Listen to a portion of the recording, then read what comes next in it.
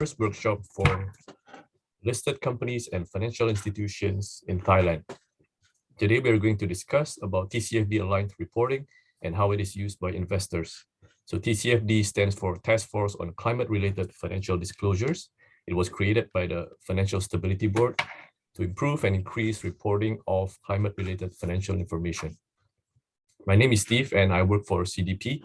For those who are not familiar with CDP, it is an environmental organization that runs the world's largest platform and framework for corporate environmental reporting. I'm based in Jakarta and I'm in charge of FI engagement in Indonesia and a few other Southeast Asian countries. I will be the moderator for today's workshop. Before we get started, just a few housekeeping rules. All participants are muted on entry to avoid background noise. If you have any questions, please submit them in the Q&A chat at the bottom of the screen, and we will do our best to answer them. We also have multiple Q&A sessions today to answer your questions. Lastly, this webinar is recorded, and we will share a link to the recording and slide deck after the event. Before we get started, I would like to briefly share some information and context as to why we are here today. This capacity building program is made possible by the UK government through funding from the Department for Business, Energy and Industrial Strategy, and the project is called UK PACT Green Recovery Challenge Fund. So PACT stands for Partnering for Accelerated Climate Transitions. This program is part of the UK government's commitment to tackle climate change, and they work with partner countries and organizations such as CDP to pursue greater climate action. This year's project with the title Shaping High Quality Environmental Disclosure in Thailand, based upon the Tcfd Recommendations, is an expansion of last year's project. Last year, through funding and support from the UK PACT Green Recovery Challenge Fund, CDP and the GRI jointly developed and successfully delivered a capacity building program for listed companies and financial institutions in Thailand, in partnership with and support from the Stock Exchange of Thailand and the British Embassy in Bangkok. Particularly, we hosted 7 workshops in Thailand on a range of topics focusing on best practices for corporate environmental action and reporting in the context of TCFD. We also translated selected TCFD reports from English to Thai, which are available on the Tcfd Knowledge Hub. For this year, we will conduct the capacity building program through a series of workshops. And today's workshop is the first workshop which is targeted to capital markets. The next 2 workshops will be targeted mainly to listed companies and policymakers or regulators. That brings us to today's workshop, the first of the workshop series that we'll be hosting in Thailand as part of this project. We will be focusing on 2 key themes, namely use of TCFD corporate reported data for investment and risk management, as well as climate-related risk disclosures, and understanding how corporate TCFD reporting is relevant for financial market participants. So again, thank you very much for joining us today, and a big thanks to the UK PACT Green Recovery Fund and the British Embassy in Bangkok for making this capacity building program possible. And also a big thanks to our partners at the Securities and Exchange Commission of Thailand, who is providing invaluable support in developing and rolling out this project. Here's our agenda for today. The workshop will take about 2.5 hours with a break near the end. First, we are pleased to have a welcome address from the British Embassy Bangkok and opening keynote from the SEC of Thailand. This will be followed by an introduction to the workshop by my colleague Monica Bay from CDP. Following the introduction, my colleague Sam Chung will talk about TCFD disclosure and climate risk, followed by Ms. Stephanie Zega from South Pole, who will talk about Gsg emissions and financial emissions. After that, we will have time for some Q&A and a short break before we return for the next part of the workshop. After the break, we will have Mr. Stuart Wilson from eSpring Investments, who will be sharing on how eSpring uses TCFD-aligned corporate data in their investment process. Finally, John Leung, Director of CDP Southeast Asia and Oceania, will provide the closing keynote. So as you can see, we have a full schedule today and with great speakers, so it should be very interesting. So without further ado, to deliver the welcome remarks, we are pleased to be joined by Mr. Andrew Byrne, Economic and Prosperity Counselor and UK Permanent Representative to UN ESCAP with the British Embassy in Bangkok. Andrew has been part of several of our previous workshops, and I'm sure many of you will remember him. Andrew is a British diplomat with a background in economics, energy, and business. As the Economic and Prosperity Counselor at the British Embassy in Bangkok, Andrew oversees the UK government's engagement with Thailand on economic issues, science and technology, climate and environment, as well as sustainable development. Today's workshop has been made possible through funding and support from the UK government, and the team at the British Embassy in Bangkok have provided us with hands-on support. We are very grateful for the support, and we are really excited to have been working with you at the Embassy and the UK PAC team to develop this program and the program last year. Without further ado, I'll hand it over to you, Andrew. Thank you, and thank you so much for the kind introduction. Good afternoon, Assistant Secretary General Archini, colleagues from the SEC and the Stock Exchange Thailand, distinguished guests, ladies and gentlemen. It's a pleasure to be here today to speak to you and actually to open what is a new series of workshops on climate-related financial disclosures delivered through our partners at the Carbon Disclosure Project. Ladies and gentlemen, I wanted to start today with some facts. I thought that might make a case better than anything else that I would say. So last year, after COP26 and the Global Climate Change Conference, 90% of the world's economy, including Thailand, and therefore all of your businesses, was subject, and is now subject, to commitments to net zero greenhouse gas emissions. That's a figure that's up from 30% 2 years ago. At the same time, more than 60% of the world's 100 largest public companies now support and report in line with the best practice recommendations from the Task Force for Climate-Related Financial Disclosures. But the recommendations of the task force have been adopted far more widely, including in government regulation. And in the UK, for example, from April of this year, all publicly quoted companies and large private companies have been required by law to disclose climate-related financial information in line with the guidance of the Task Force for Climate-Related Financial Disclosures. There's good reason for this, and indeed for all larger companies to report climate-related financial disclosures in this way. An alliance of investors, banks, insurers, and pension funds responsible for assets of over $150 trillion has committed to invest only in companies which consider sustainability, assess the risks and opportunities that climate change poses to their business models, and disclose in line with the task force's recommendations. This alliance continues to grow. Here in Thailand, of course, we know that the Securities and Exchange Commission and the Stock Exchange Thailand have both expressed their support for the work of the Task Force for Climate-Related Financial Disclosures. And of course, some of the elements of these disclosures are included in the one report that the SEC now requires. I hope that with all of this, I have convinced you that climate-related financial disclosures are both important to your company's funding future and also an inevitable requirement for listed companies around the world in due course. But of course, these aren't the only reasons to make these disclosures.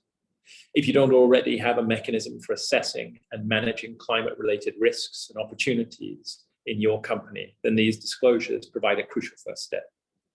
Perhaps more importantly, making climate disclosures is one thing that every company can do now to help shift and so address the global risk of climate change. By doing this, you can shift the discussion on climate change to one of action and managing risk. But of course, climate-related financial disclosures are not straightforward, particularly when you do them the first time. We hear frequently from companies and parts of government that are uncertain about how to assess the risk, the things that they need to consider, how to develop the scenarios to do this. This is one reason why workshops like this are so crucial, to give you the tools to take action, to take those first steps.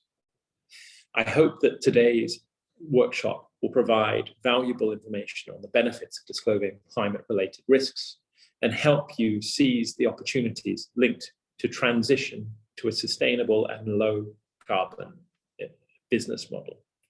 I would like to thank the Securities and Exchange Commission for their important partnership, the Stock Exchange of Thailand, the Carbon Disclosure Project for delivering the workshop, and all our speakers for their valuable contributions today. Thank you all so much.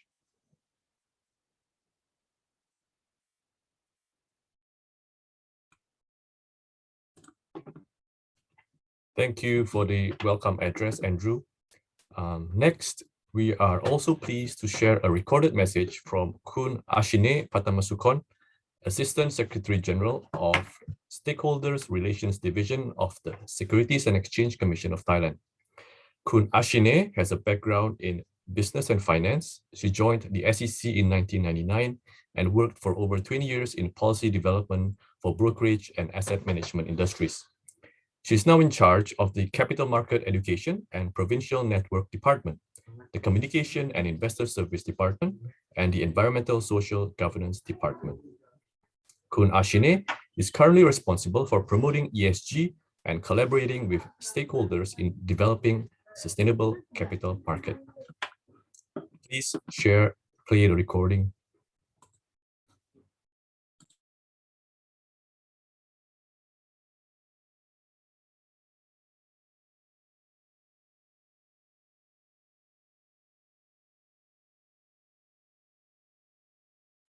สวัสดีค่ะท่านผู้มีเกียรติที่เข้าอบรมในวันนี้ในนามของสำนักงานกลต.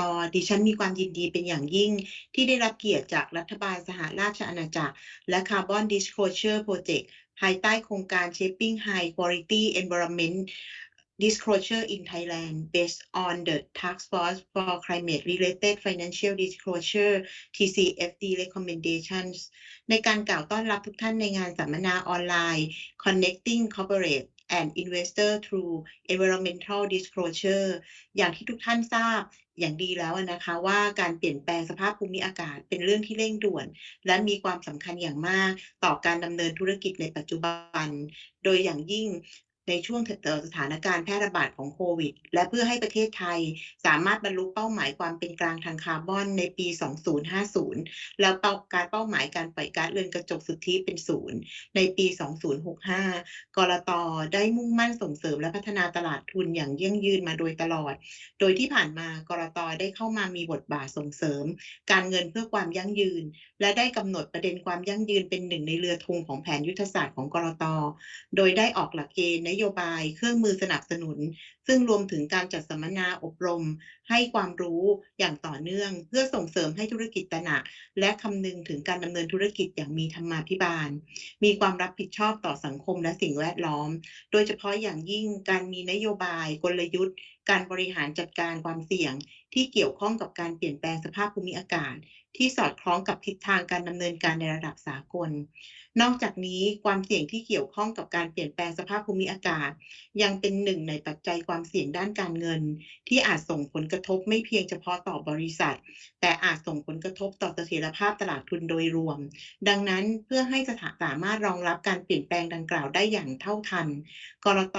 ได้กำหนดให้การเปิดเผยข้อมูลของบริษัทจดทะเบียนในแบบรายงานประจำปีหรือแบบ 56-1 วันรีพอร์ตซึ่งครอบคลุมประเด็นการปล่อยก๊าซเรือนกระจกโดยมุ่งเน้นให้บริษัทดำเนินธุรกิจอย่างมี ESG ซึ่งถือเป็นพื้นฐานที่สำคัญในการเสริมสร้างความสามารถของภาคธุรกิจให้บริหารจัดการกับความเสี่ยงที่มีนัยยะสำคัญที่เกิดจากสภาพการเปลี่ยนแปลงภูมิอากาศและสามารถเปิดเผยข้อมูลดังกล่าวได้อย่างมีประสิทธิภาพโดยในปี 2565 นี้นับเป็นปีแรกที่หลักเกณฑ์วันรีพอร์ตมีผลบังคับใช้โดยกลต.ได้ให้ความสำคัญในการขับเคลื่อนให้บริษัทจดทะเบียนดำเนินการตามคำแนะนำการเปิดเผยข้อมูลทางการเงินที่เกี่ยวข้องกับสภาพภูมิอากาศ Tcfd ซึ่งเป็นที่ยอมรับในระดับสากลเพื่อตอบโจทย์ความคาดหวังของผู้ลงทุนผู้ถือหุ้นผู้ค้าและสเต็กโฮลเดอร์ที่เกี่ยวข้องควบคู่กับการสร้างผลลัพธ์เชิงบวกต่อสังคมและสิ่งแวดล้อมตามที่กลต.ได้ประกาศเข้าร่วมเป็น Tcfd Supporter อย่างเป็นทางการตั้งแต่เมื่อวันที่ 30 ธันวาคม 63 และในปีนี้กลต.ร่วมกับ CDP จัดทำโครงการเกี่ยวกับ Tcfd เพื่อการต่อยอดและประยุกต์ใช้ได้อย่างแท้จริงในการดำเนินธุรกิจและเพื่อให้ภาคธุรกิจสามารถจัดทำรายงานการเปิดเผยข้อมูลได้ตามมาตรฐานสากลซึ่งจะทำให้ผู้ลงทุนซึ่งปัจจุบันให้ความสำคัญกับการลงทุนที่คำนึงถึง ESG มีข้อมูลเพียงพอเกี่ยวกับบริษัทรวมทั้งสนับสนุนให้ผู้ประกอบธุรกิจนำปัจจัยด้าน ESG มาผสมผสานการวิเคราะห์ด้านปัจจัยพื้นฐานทางธุรกิจเพื่อประกอบการตัดสินใจลงทุนและแนะนำการลงทุนเพื่อช่วยลดความเสี่ยงของพอร์ตและสร้างโอกาสในการดึงดูดเงินลงทุนทั้งในและต่างประเทศตลอดจนสามารถนำข้อมูลมาวิเคราะห์ความสามารถของบริษัทในการรับมือกับความเสี่ยงจากสภาพภูมิอากาศและเปรียบเทียบในกลุ่มอุตสาหกรรมเดียวกันได้ดิฉันคิดว่าการจัดเวิร์กช็อปในครั้งนี้จะเป็นประโยชน์แก่ผู้เข้าอบรมเป็นอย่างยิ่งทั้งแก่บริษัทจดทะเบียนในการเสริมสร้างความสามารถในการรับมือกับการเปลี่ยนแปลงสภาพภูมิอากาศตลอดจนส่งเสริมให้บริษัทหลักทรัพย์จัดการกองทุนในฐานะผู้ลงทุนสถาบันตระหนักถึงและคำนึงถึงความเสี่ยงและผลกระทบจากสภาพภูมิอากาศที่มีต่อการประกอบธุรกิจรวมถึงสร้างความรู้ความเข้าใจให้แก่ผู้ประกอบธุรกิจในตลาดทุนและผู้ที่เกี่ยวข้องถึงมุมมองที่เกี่ยวกับประเด็นด้านสิ่งแวดล้อมและเปิดเผยข้อมูลตามมาตรฐานสากลสอดคล้องตามเป้าหมายการพัฒนาที่ยั่งยืนดิฉันในนามของกลต.หวังว่าผู้เข้าอบรมท่านจะได้รับความรู้ความเข้าใจจากการสัมมนาออนไลน์ในครั้งนี้และขอใช้โอกาสนี้เชิญชวนทุกท่านร่วมติดตามการจัดสัมมนาของกลต.กับรัฐบาลสหราชอาณาจักรและ CDP ที่จะจัดขึ้นอย่างต่อเนื่องโดยความร่วมมือของทุกท่านจะเป็นพลังสำคัญที่จะช่วยยกระดับการเปิดเผยข้อมูลการปล่อยก๊าซเรือนกระจกตามมาตรฐานสากลและพัฒนาตลาดทุนไทยอย่างยั่งยืนต่อไปขอบพระคุณค่ะ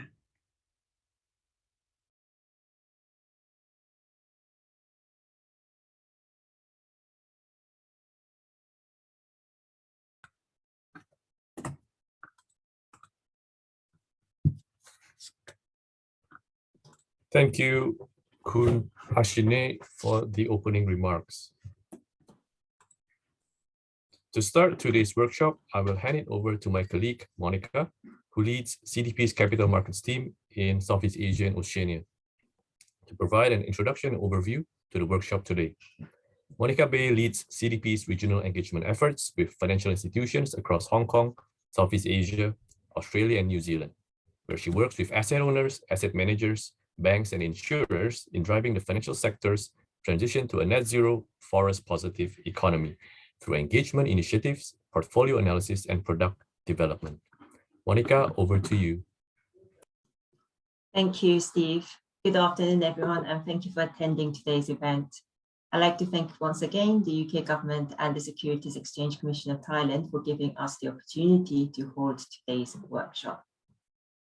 Next slide, please.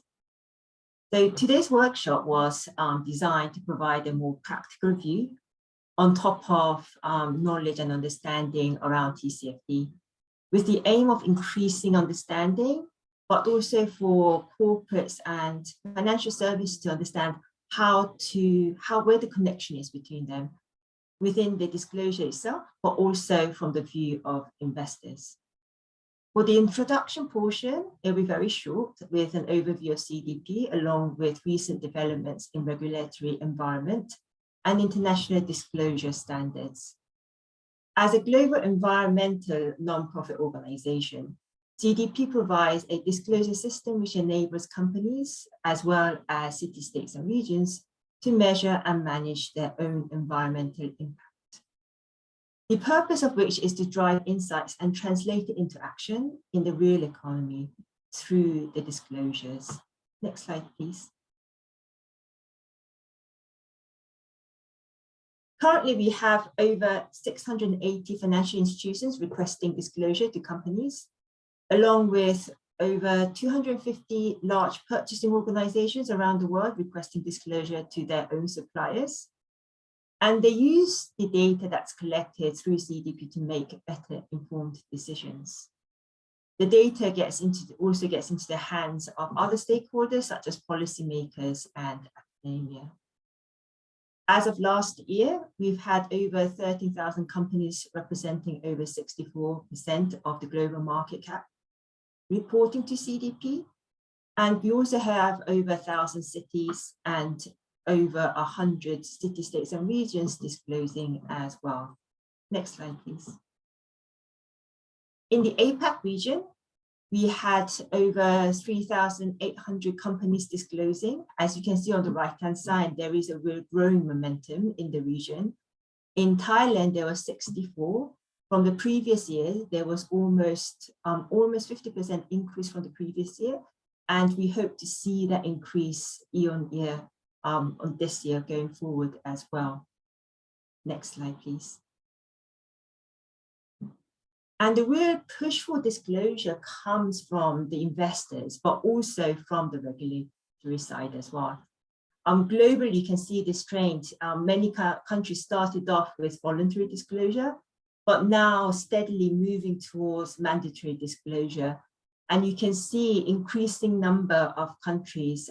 Currently, there's 15 countries, markets that are requesting mandatory disclosure, but that number we foresee to increase in the coming years. Next slide, please. Another significant development is really happening in the area of international sustainability reporting standards. Now, previously, we had many different types of standards which were more fragmented. And now that is consolidating under the umbrella of International Sustainability Standards Board, the ISSB, which was formed last year by IFRS. And this was to develop a comprehensive global baseline and to have a high quality sustainable disclosure standard to meet the needs of the investors. It does build upon the existing framework, so that's the TCFD and CDSB, SASB integrated reporting. That's all combined under the umbrella of ISSB. And also recently, they have entered into a cooperation agreement with GRI as well. They have just the other month published 2 proposed standards and is now currently under public consultation for your review. Our element that I want to connect is where the linkage of all the standards is with the CDP platform. And really is the origins, one of the areas is the origins of CDSB actually comes from CDP. And as we did with the TCFD, all new standards will be incorporated into our questionnaire. With this background, I would now like to hand it over to my colleague Sam, who is Investors Account Manager for our Southeast Asia and Australia, New Zealand, to provide a deeper dive into the recommendations of TCFD with real examples from our disclosing companies. So now over to you, Sam. Thank you. Thank you, Monica. Next slide, please. So good afternoon, everyone. And I want to first of all thank the UK PAC Green Recovery Fund, as well as the British Embassy in Bangkok and SCC in Thailand for giving us the opportunity to talk about the TCFD disclosure and climate risk. My name is Sam Chung, and I lead engagements with financial institutions across Southeast Asia, as well as Australia and New Zealand at CDP. I'm very pleased to be here today to talk about TCFD disclosure and climate risk. So if there are any questions, please do use the Q&A function, and we'll try to address them at the Q&A session at the end. Next slide, please. So in terms of the agenda today, I would focus on 3 key areas. First, I'll talk about the overview of the TCFD before moving on to talk about climate-related risk and its characteristics. And finally, talk about how companies could potentially leverage CDP to improve on their TCFD alignment, as well as share some concrete examples of how companies that are using CDP to report against some of the TCFD recommendations.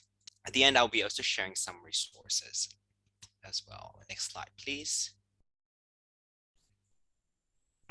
So for those of you that are unfamiliar with the TCFD, the Financial Stability Board under former Chair and Bank of England Governor Mark Carney established the Task Force on Climate-Related Financial Disclosure, also better known as the TCFD.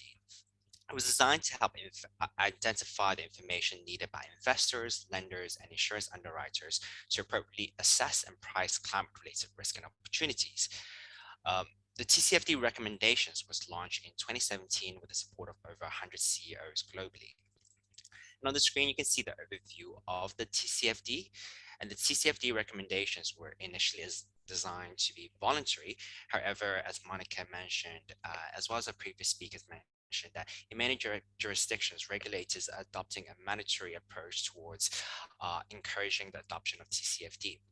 In the uptake of the recommendations at the pace and scale needed to safeguard the markets from climate-related financial risk.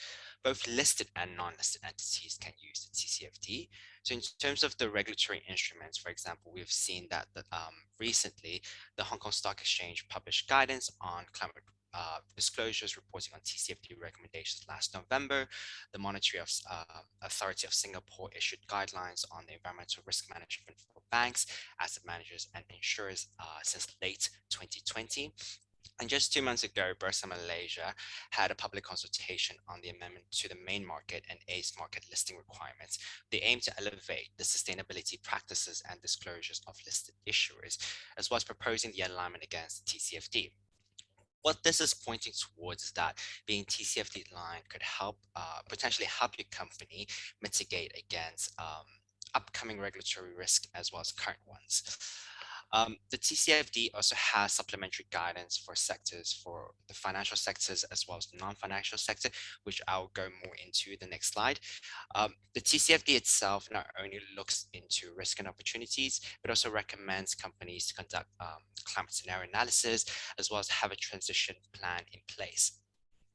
It also asks for disclosure that covers various time horizons and information that is both qualitative and quantitative. So on the right, you find 4 key pillars of the Tcfd, which are structured around to represent the core elements of how companies operate. Starting from the most outer ring, you see governance before moving on to strategy, risk management, matrix, and targets. Next slide, please. So here, as I mentioned earlier, the Tcfd guidance is for companies of all sizes, industries, and location. But Tcfd itself also has developed supplementary guidance for financial and non-financial sector. There are additional guidance because these are sectors most likely impacted by the transition to a low carbon economy. The financial sector includes banks, insurance companies, asset managers, and asset owners. The reasons why we target banks is because generally they're exposed to climate-related risk and opportunities through their lending and other financial intermediary activities, as well as through their own operations. For insurance companies, climate-related risk and opportunities already constitute a key topic affecting the industry's core business, which is weather-related risk transfer business. So these are impacts derived through the underwriting and investment activities. For asset owners, whether asset owners invest directly or through asset managers, asset owners ultimately bear the potential transition and physical risk to which their investments are exposed to. Similarly, asset owners can benefit from the potential returns on investment and opportunities associated with climate change. Asset owners also sit at the top of the investment chain and therefore have an important role to play in influencing the organization in which they invest to, provide climate-related financial disclosures. As for asset managers, the relevance of climate-related risk and opportunities to an asset manager and its asset owner clients will ultimately depend on the number of variables, including the investment styles, objectives, the asset class in which it invests, the investment mandates, and other factors, especially around ESG. The second group is the non-financial sector. As you can see on the screen, they're generally carbon and energy intensive. So these are sectors that are especially significant, for example, in Thailand, where energy and transportation sectors produce over half of the emissions. Like the financial institutions, companies in these sectors can benefit by identifying and avoiding risk and positioning themselves to better seize opportunities. What this means is that it can lead to a greater capacity to attract capital for growth. But these industries remain a priority that you can see on the screen. This list is not exhaustive, and companies with similar environmental profiles are also encouraged to disclose. Since disclosure expectations from investors and other stakeholders are increasingly tied to market cap rather than per sector, companies from all sectors need to begin reporting now. Can I have the next slide, please? Okay, so I hope everyone can hear me now better. As I previously mentioned, the TCFD recommendation is built upon 4 key pillars. There are a total of 11 recommended disclosures under 4 pillars.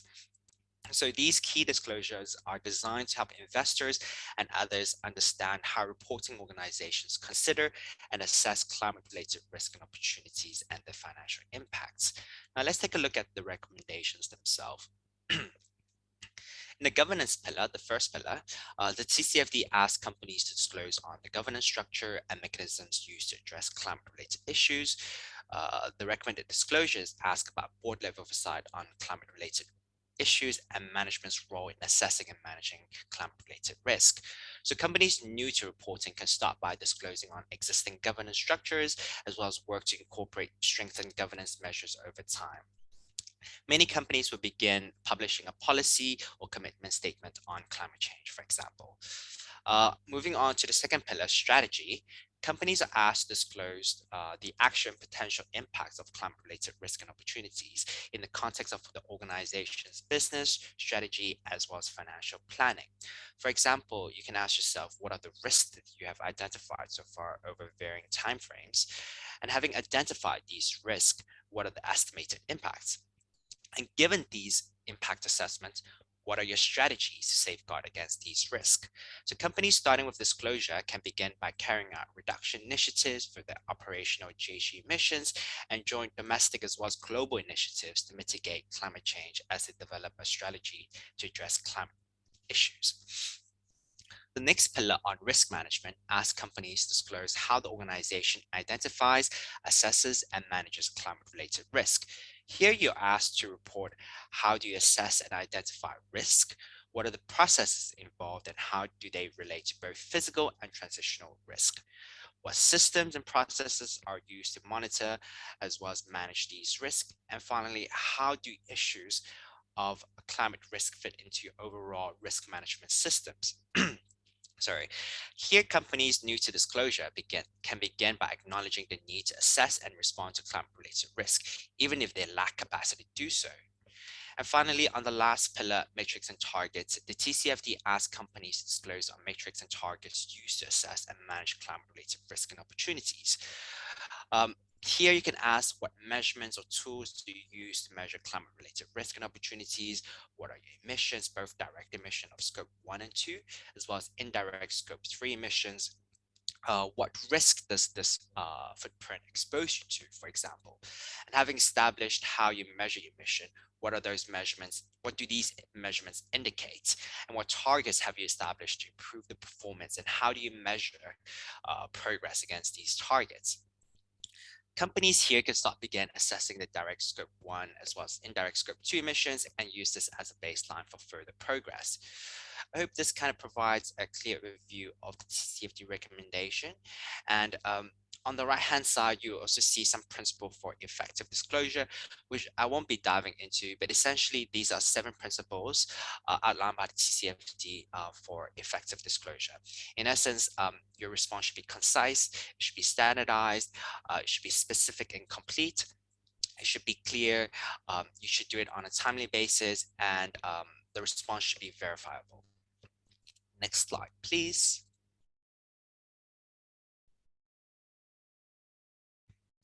Yes, thank you.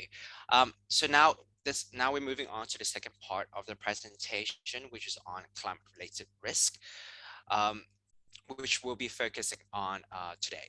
So TCFD itself divides climate-related risk into 2 major categories. First of all, risk related to the transition to the low carbon economy, better known as transition risk.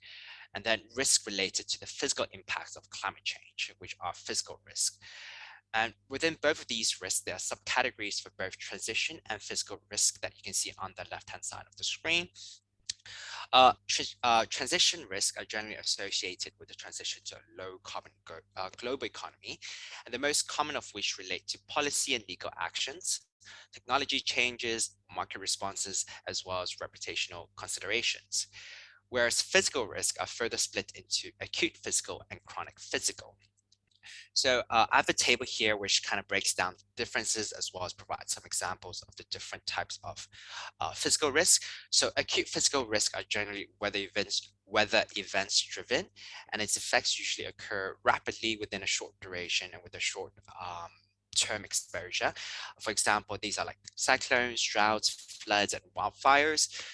Chronic physical risk are generally long-term shifts in climate patterns and occur in longer durations, long-term exposure. So these are increased precipitation, rise in temperature, as well as rise in sea level, and also as well as chronic heat waves. And if you go to the next slide, here in CDP's 2020 Financial Service Disclosure Report, it highlights examples of how climate-related risks are related to traditional risk identified by financial institutions. That you can see on the screen. So even though these are common risks identified by financial institutions, it can actually be applied to other sectors as well. For example, companies operating with operations in natural disaster-prone regions should all have a business continuity management plan, as extreme weather events can pose operational risk, for example. Another example is oil and gas company. They can identify technology risk under transition risk, as their assets can suffer from premature write-downs or devaluations as society opt for using more efficient and lower emission technologies and energy. And this can be seen as a credit risk due to the stranded assets that they might have. I hope this kind of provides you some clear examples of what climate-related risks are. And if we go to the next slide, we'll take a look at the characteristics.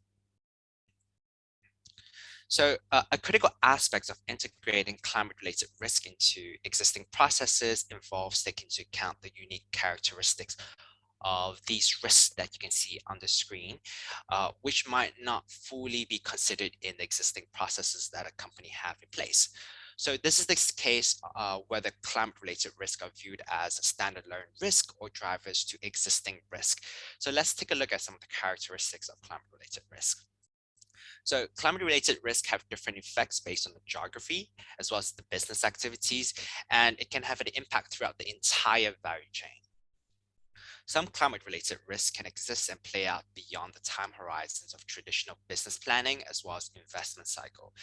So what this means is that the time horizon for strategy and financial planning, when it relates to climate-related risks, should be considered over short, medium, and long term. As climate change is a dynamic and uncertain in nature and may manifest over different scales of time with increased severity and scope of impact, what this means is that adaptation and mitigation strategies should be adaptable to cater to the changing environment, market, and customer behaviors. And finally, as risks associated with climate change are interconnected across socio-economical and financial systems, it is important to recognize that these unique characteristics are important to understand how climate-related risk may affect a company, and integrating climate-related risk into existing risk management processes often requires adjusting existing processes that a company might have in place to ensure that these unique characteristics are reflected. Next slide, please.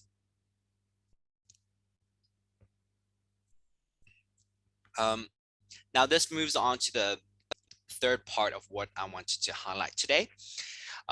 In terms of, you might be wondering where the CDP come in. Where CDP comes in is that we take the 11 recommended disclosure and turn them into specific questions with clear guidance and assessment criteria. In other words, the Tcfd recommendations provide guidelines for what investors want to know, and then CDP questionnaire breaks them down into guidelines into actionable matrix. This means that CDP provides an ideal roadmap for companies looking to disclose on environmental issues. We also provide clear guidance and resources to support companies on their environmental journey. And companies also receive scoring feedback on areas which they perform well, as well as identify areas that they potentially improve to be more fully aligned against the best practice of the Tcfd recommendations and global best practices. And CDP data, in terms of what companies disclose at the end, are standardized and comparable, which are used by investors, lenders, as well as policymakers around the world to make better informed decisions and analysis. If we go to the next slide, here kind of shows CDP's climate change questionnaire and the various modules available in the climate change questionnaire. The modules highlighted in dark gray are the ones with TCFD aligned questions, and those with the asterisks are modules that contain sector-specific questions. So in total, there are 16 modules, but 2 of them are only made available to the financial services sector, and 1 is made available to the agricultural commodity sector, which is module 13 on other land management impacts. What this means is that in terms of the structure of our climate change questionnaire, it was designed to include Tcfd recommendations with the increased emphasis on forward-looking matrix, as well as improved alignment with other reporting frameworks, and the integration of sector-specific questions to take into account that companies from various industries and sectors can still use our questionnaire to report, but we can still present variant data users with relevant and comparable information. If you go to the next slide, please. So here is essentially CDP's alignment against the Tcfd recommendations. As you might be quite familiar with already, the 4 key pillars and the 11 recommended disclosures. And you can also find on the right under each pillar question numbers, and those numbers are essentially CDP questionnaire numbers that are aligned to each of the recommended disclosures. So according to the corporate reporting dialogue in 2019, CDP is the only framework that is fully aligned with the Tcfd recommendations when compared to GRI, SASB, as well as the integrated reporting. And here you can just essentially kind of covers and provides an overview of all the questions that we have within our questionnaire that aligns with the Tcfd recommendations. And then if you go to the next slide. So as I mentioned earlier on, today we'll be mainly only focusing on the risk management pillar. And I do want to highlight that if we look into the risk management pillar, there's 7 CDP questions aligned to the 3 recommended disclosures. So just to refresh your memory on the recommended disclosure under the risk management pillar, it asks companies to describe the organization's process for identifying and assessing climate-related risk. B, it asks companies to describe the organization's processes for managing climate-related risk. And C, it asks companies to describe how processes for identifying and assessing climate-related risk are integrated into the organization's overall risk management. And in the next following slides, we'll take a look at how CDP questions turn these 3 recommended disclosure into the actionable matrix that I referred to earlier, as well as we'll see some concrete examples from existing disclosing companies in terms of how they use our questionnaire to disclose against the Tcfd recommendations. If you go to the next slide, please. So one of the first questions CDP asks about the risk management pillar is about the process, is in terms of whether your organization have a process for identifying, assessing, and responding to climate-related risk and opportunities. This is a yes/no question. So how this will work is essentially I'll be showing you a screenshot of the CDP's questionnaire, as well as on the left you might see which of the disclosures that is being aligned against, and then I will show you an example afterwards. So here it is a yes/no question, and essentially it aligns with all 3 recommended disclosures. So what is important here is to describe your risk management process if you have one, as well as explain your plans if you don't have one, in the following up sub questions. And here, what's important is that evaluating whether you have a risk management process for climate-related issue is a first step towards reporting against Tcfd. If we go to the next slide. So the the CDB question C2.2 appears for companies who have climate-related risk management process. So this question asks companies to describe the process for identifying, assessing, and responding to climate-related risk and opportunities. And this question also aligns against all three recommended disclosures under the risk management pillar.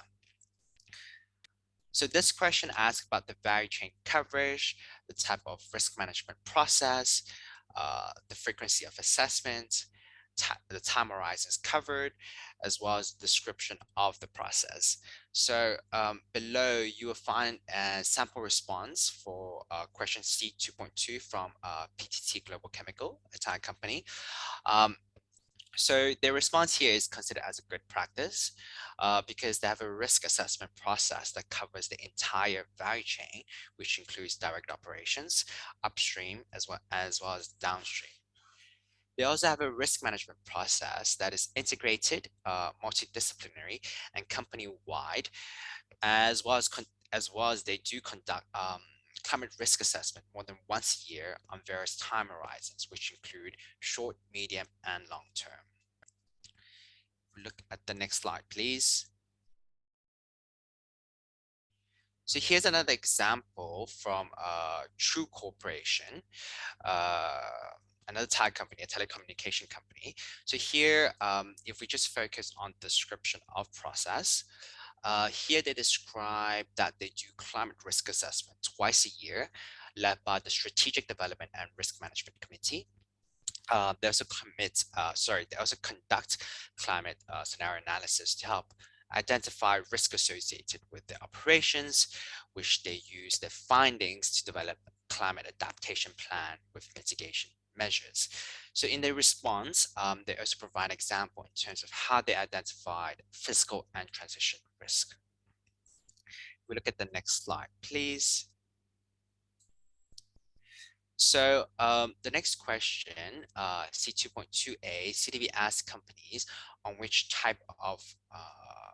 risk types are considered in their organization's climate-related risk assessments.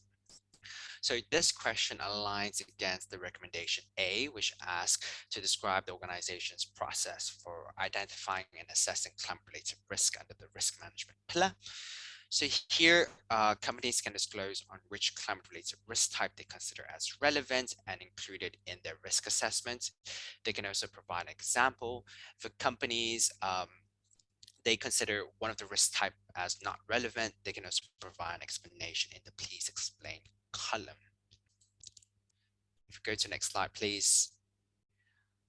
We will see an example from CP Group on their transition risk, specifically market and reputation risk, which they've identified, both of which were considered as relevant and always included in their CB Group's climate risk assessment.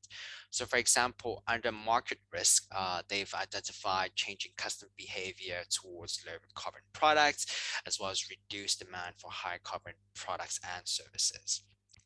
For reputational risk, they've identified growing expectation from stakeholders on climate responsibility and awareness on climate issues. Go to the next slide. So here's an example from Hsbc on physical risk types. So specifically on acute risk. So acute physical risk is a climate risk type that Hsbc considers as relevant, but only sometimes included in their risk assessments.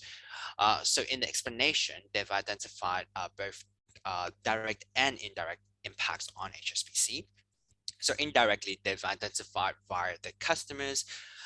For example, hurricane damage to customer warehouse can halt manufacturing, which this means that it leaves them unable to pay loans. For direct impacts, they've identified that data centers are flooded and unable to service customers, leading to a resilience incident. So these are some examples of both how both companies and financial institutions report on transition and physical risk types. If we go to the next slide.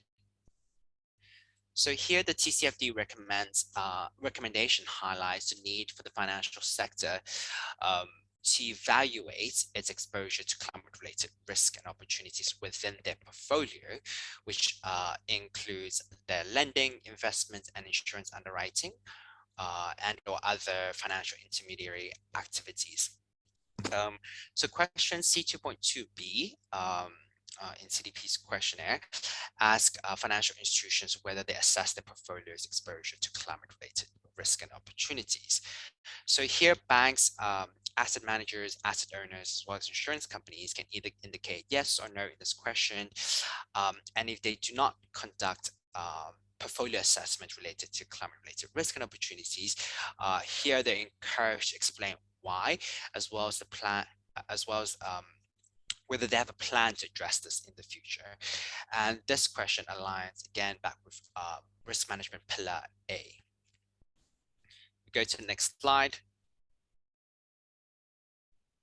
Here we will see an example from UBS. So they've identified both doing portfolio risk assessment for the bank lending, within bank lending and asset management. So within bank lending, UBS identified that it manages climate-related risk in their own operations, balance sheets, client assets, and supply chain. So they gave example in terms of that they conduct climate scenario analysis and have developed climate transition risk heat map, for example. They've also performed a top-down balance sheet stress testing across the firm, as well as targeted bottom-up analysis of specific sectors exposure to short, mid, medium, and long-term time horizons. For asset management, the response, UBS stated that it believes that broader use of material ESG information in the investment analysis process, and they believe that such information will lead to better informed investment decisions. So how they achieve is this by, for example, creating products and services that take into account ESG factors. UBS sustainable and impact investing strategy is also overseen by the Executive Management Committee, which means that there's board level oversight.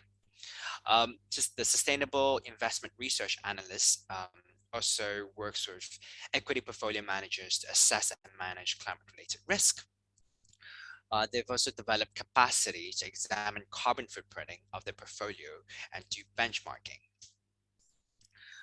Here they can also, they've also identified that they provide carbon intensity data of over 6,000 companies to their portfolio managers for assessments and help which helps with their shareholder voting on climate-related reporting during annual shareholder resolution meetings. If you go to the next slide, we'll see an example from Zurich Insurance. So this is an example from an insurance company. So for Zurich Insurance, they conduct annual climate risk assessments, scenario analysis, like many financial institutions, and highlight the issues in their sustainability risk framework. So one of the things that they do is they purchased external data to help identify carbon footprints of commercial customers and assess their relative contribution towards Zurich's insurance portfolio. So under physical risk, they have, under the physical risk assessments, they have a catastrophe modeling team that uses risk modeling to principally address climate-induced disasters such as windstorms, river floods, tornadoes, hailstorms, and geologically induced disasters such as earthquakes, for example. And for transition risk, the exposure is determined more by industry sectors, so especially those within carbon-intensive sectors such as mining or power generation showing elevated risk. For example, Zurich exposure to coal companies was identified as particularly high transition risk based on their carbon intensity and reputational risk. And the use of external data on coal production and data on individual companies then allowed Zurich to identify the relevant companies and take action in line with the coal policy that they have in place internally. If we go to the next slide, So here question FS 2.2c asks companies to describe how they assess their portfolio's exposure to climate-related risk and opportunities. I do want to highlight that in CDB's questionnaire this year in 2022, there was some modification to this question.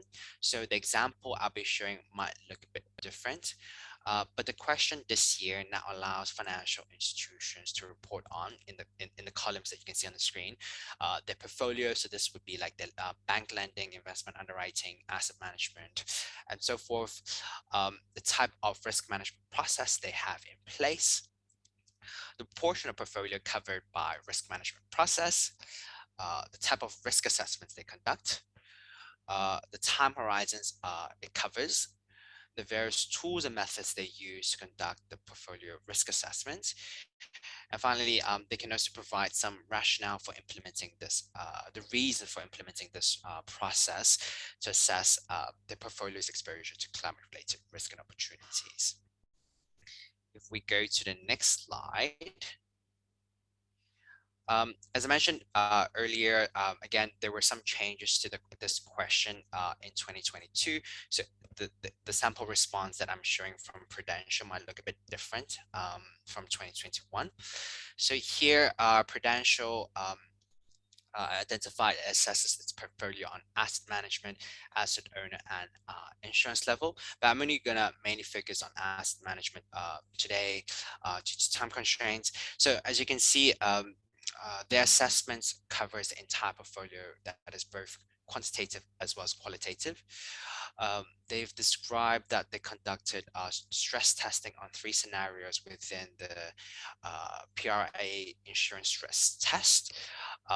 And it has 3 different scenarios. First, orderly transition, which are generally temperature increases kept below 2 degrees, meeting the Paris Agreement. Second scenario is disorderly transition, temperature increases kept well below 2 degrees, but with delayed and sudden policies. And finally, the last scenario that they conducted was failure to meet the Paris Agreement, where temperature increases in excess of 4 degrees, assuming no transition and a continuation of current policy trends. So all 3 scenarios had a time horizons up to 2100. In addition to that, they also gave an example of how the Asian asset manager Eastspring, which you'll hear more later today, has taken the lead across the group in starting to measure and interpret carbon-related footprinted for listed equities in the sample portfolios. If we go to the next slide. So this question, CFS 2.2D, ask financial institutions on whether they consider climate-related information about their clients, investees as part of their due diligence and or risk assessment process. So here, financial institutions can select whether they considered climate-related information for each of their portfolios. And in event where they don't, they're asked to provide reasons and whether they have planned to do so. And this question aligns with both the risk management pillar recommended disclosure A and B. If we take a look at the example, next slide. Yes, thank you.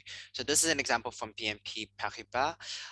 So they do consider climate-related information from their clients and investees as part of their due diligence and or risk management process practices in investing for asset manager and asset owner, as well as bank lending. But I'm conscious of time, so I'm just going to focus on bank lending as an example. So they've identified that they have 22 specific credit and rating policies that contain ESG criteria, as well as some climate-related criteria. And as part of their KYC process, its business lines conduct CSR screening for all corporate clients active in one of 10 sectors to identify clients that have a ESG risk profile and require additional due diligence. So we go to the next slide, which will be the final question. So this is a new question in 2022 for financial institutions, and it aligns with 2 of the risk management recommended disclosures. So this question asks financial institutions to indicate the climate-related informations they consider about their clients and investees as part of their due diligence and or risk assessment process, as well as how this influences their decision-making. This is a new question, so I won't have an example, but this is an important question because it considers climate-related information about clients and investees in the initial phase of the risk assessment, as well as part of the financial institution's due diligence process to help investors as well as organizations in the financial sector to better understand their value chain's exposure to climate-related risk and opportunities. And if you go to the next slide, please. So that kind of covers what I wanted to highlight as the various examples in terms of how companies report or leverage CDP's framework to help with their TCFD alignment. Obviously, it's a lot of information to digest, and I do want to highlight that our framework it's a journey, and which is why I kind of wanted to show you this slide. So I do want to keep in mind that for many companies, including financial institutions, they might initially start with limited or even undocumented process for identifying or assessing or even managing climate-related risk and opportunities at the start, and it might seem very hard, but you will gradually move up and have a process in place and begin to disclose on climate-related risk and opportunities. So essentially what your end goal should be is to have a holistic and comprehensive approach to climate risk management that can be both quantified the cost of management and the financial implication of climate-related risk and opportunities. So again, I just do want to highlight that disclosure is a process and journey, but it's important to just start and see where you're at in terms of the data you have and existing gaps you have. And that will also bring me to the next slide in terms of how CDB can help you identify where you're at in terms of your sustainability journey. So many companies use our framework, as Monica mentioned, with 13,000 globally, 3,800 from APAC, and recently 68 from Thailand. And we have seen a growing momentum across Southeast Asia, largest across APAC, in fact. So some of the feedback in terms of how we can provide feedback to companies in terms of helping them identify where they're at within the sustainability journey is, for example, through our benchmark report, where companies can benchmark their performance against 10 of their selected peers. We also have a score report for companies that disclose to CDP, where they can see how they perform under various core categories such as governance, strategy, targets, scope 1, 2, and 3 emissions, energy, engagement, and many, many more. And then aside from that, we also offer various products and services such as gap analysis, scenario analysis toolkits, supply chain and banks program for companies and financial institutions looking to measure and manage their scope 3 emissions. So the supply chain and banks program will be a bit more mature for companies looking to measure and manage their scope 3 emissions. But we do have these resources in place and feedback mechanisms in place for companies using our framework. And finally, if you go to the next slide, I just want to quickly point you to all the resources that we have available. Obviously, this is non-exhaustive. These are direct links that you can click on, but you can also visit our website. We have on our questionnaire, reporting guidance. These are all publicly available that you can look at. We also have various technical notes for the financial services sector to help you with your reporting. We also have a technical note on the TCFD, which goes into more depth about beyond what I talked about on the risk management pillar today. We also have a new technical note on transition plan, which is increasing focus for a lot of financial institutions and companies that have set targets.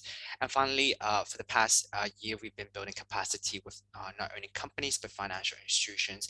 And I've included some links that you can watch some of the videos in case you want, in case you're interested. So for financial institutions, we have on the questionnaire itself, a deep dive on finance emissions with Pcap, as well as setting science-based targets, as well as natural capital assessments.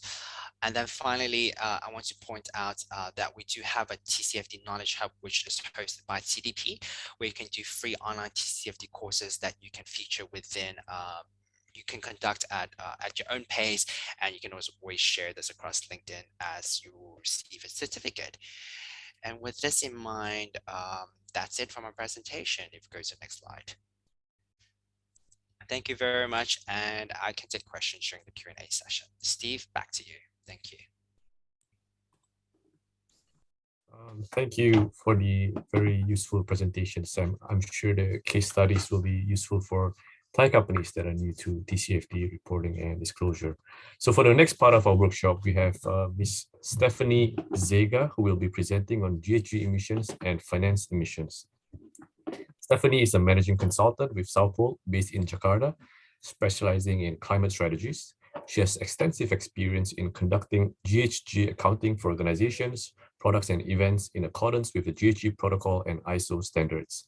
She has also assisted a wide range of clients to receive carbon neutral certifications and develop emissions reduction strategies. Prior to South Pole, Stephanie worked as a graduate researcher at Carnegie Mellon University, focusing on atmospheric science and air quality studies. She holds a Master of Science in Chemical Engineering from Carnegie Mellon University and a Bachelor of Science in Chemical Engineering from Purdue University. Over to you, Stephanie. I will stop sharing my screen. Thank you so much for the introduction, Stephen. Let me share my screen quickly. Can everyone see my screen right now? Yes. Okay, thank you. Good afternoon, everyone. Thank you to the UK Pact, the CDP, and the SEC for creating this opportunity today. I'm very excited and happy to lead the next session, where we will learn about greenhouse gas emissions and a little bit about finance emissions. As mentioned by Stephen, my name is Stephanie Zega. I'm a managing consultant in South Pole with a background in chemical engineering and atmospheric science. And I specialize in developing greenhouse gas inventories for companies in Europe, Australia, and Asia from various sectors. Okay. So in the next 30 minutes, I will talk to you about why your carbon footprint matters, followed by an overview of GHG accounting and the basic principles of it. And then towards the end, we will learn about how the GHG accounting process can be applied to companies. And then lastly, a few examples. So just a little bit about South Pole and what we do. We are founded in 2006, and we are here to help the public and private sectors reduce their impacts on climate change. And that can be done in many, many ways. So we tie everything together as the sustainable journey. And as you can see on the screen to the left, a company can do a lot of things in their journey. You can act on your renewable energy sourcing. You can do footprinting to quantify your climate impacts. You can develop carbon projects like reforestation. You can assess and quantify your climate risks. And you can also create or be involved in climate finance funds and platforms. So we do all of these things in South Pole, but today our focus is really on the footprinting part of the journey. And then just an overview of our ecosystem of clients and partners, ranging from private companies at the top here. We also work with governments, financial institutions, nonprofits, and carbon project standard bodies. So what I want to show you here is that we absolutely need everyone to do their part in our fight against the climate change, whether you are from public or private institutions or financial institutions, you have a role to play. Then, of course, we need to know why we have to care about our carbon footprint. And the answer is in the numbers. So the chart on the left shows the trend of emissions in countries in Asia, as well as Asia as a continent. You can see that Thailand's emissions, which is the blue line, rose by almost 200% between 1995 and 2020. And then the emissions of Indonesia, China, India, and Asia as a continent is also following the same trend. They're increasing upwards. Meanwhile, our scientists from the United Nations tells us that we need to limit the planet's warming to only 1.5 degrees Celsius. Now, if we do nothing, if we do business as usual, our planet is projected to warm by 3.5 degrees Celsius globally. And at the bottom right corner, you can read that with the Thai's government current climate target, the projected warming for Thailand is actually 4 degrees Celsius. So it is very clear that we have a lot of homework in this country and in this region. And then just a quick refresher for everyone here to make the connection of our activity data to the warming up of our planet. So we, through our human activities, we burn fossil fuels, whether by driving, flying, producing stuff, and others. And then these fossil fuels will produce what we call the greenhouse gases. It is called by that name because these gases can trap the heat from the sun. So instead of the sun's heat being reflected back to the space, it is trapped under the layer of greenhouse gases. And then over time, the trapped heat from the sun will warm up our planet. So that is why our carbon footprint, our GHG emissions matter. And then to the right, you can see the percentage of Thailand's emissions by sector.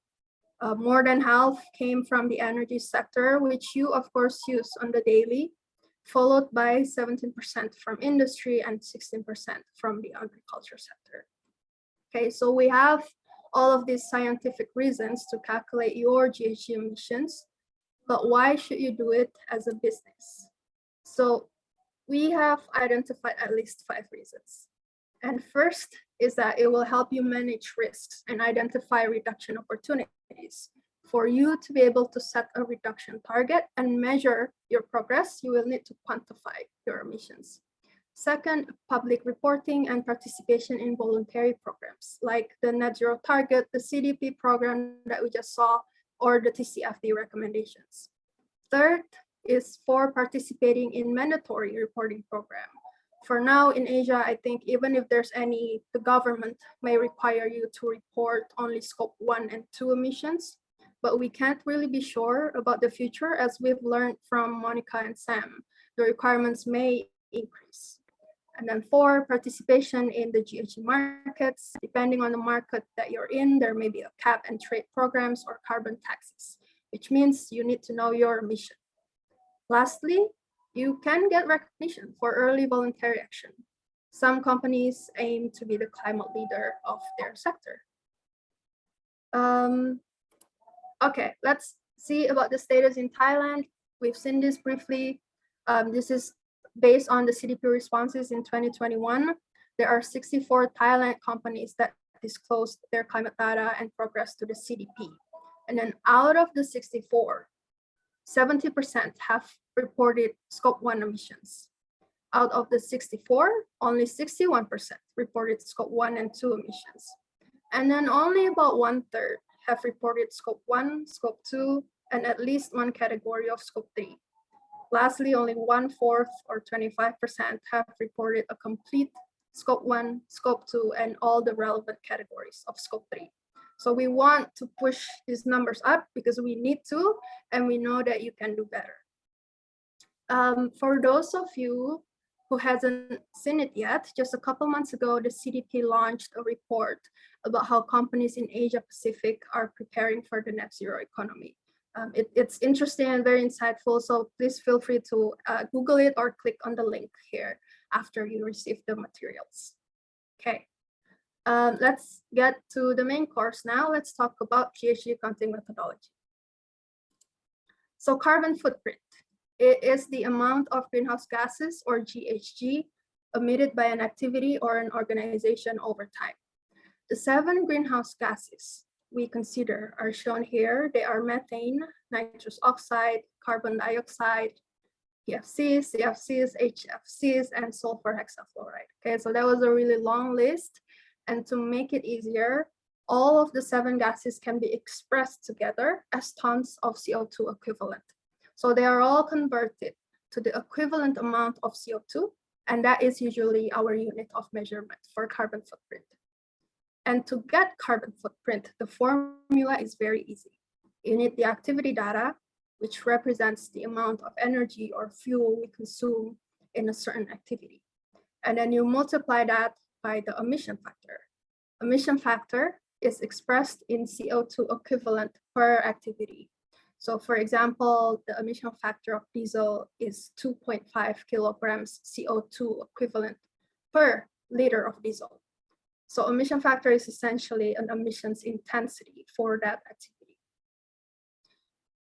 Now, for corporates, the good news is that there are already guidelines and standards on how to prepare a Gsg emissions inventory. It is called the Gsg protocol and is the most widely used Gsg accounting standards in the world. So the Gsg protocol has published many documents on their websites, but you need to pay attention to these two, the corporate standard and the corporate value chain scope 3 standard. They go hand in hand. The later one is just more focused on the scope 3 emissions. Both standards were published by the WRI and WBCSD in 1998 and 2011. And then these two documents will give you information on the Gsg accounting principles, setting boundaries, tracking emissions, calculating emissions, reporting, and even target setting. Okay, and the Tcfd recommendations have also written that Gsg emissions should be calculated in line with the Gsg protocol methodology. So if there is one thing that you want to take away from this session, is that you should start with reading these two Gsg protocol standards to be able to develop your own Gsg inventory. And we've put links here that you can just click once you get the material. Okay, now I'm not gonna cover all of the Gsg protocol today, but I'd like to give you a brief overview of the foundation. There are 5 principles of the Gsg protocol that we need to be aware of. Number 1 is relevance. You need to ensure that your Gsg inventory is representative of your business nature. Number 2, completeness. As much as possible with the available data that you have, report all emission sources and activities.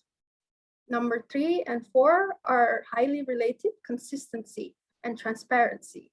So you need to use consistent methods so that you can compare your emissions over time and to be consistent. There needs to be transparency to the data, the methods, and the limitations.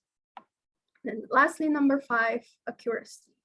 This means that you need to minimize error as much as you can. We do not want to over or underestimate your emissions. And we can do this by having a good data management practice and using databases from reputable sources. And the highlight of the Gsg protocol is in the way that we categorize our emissions as a business. So as illustrated here, the Gsg protocol divides your emissions into 3 scopes.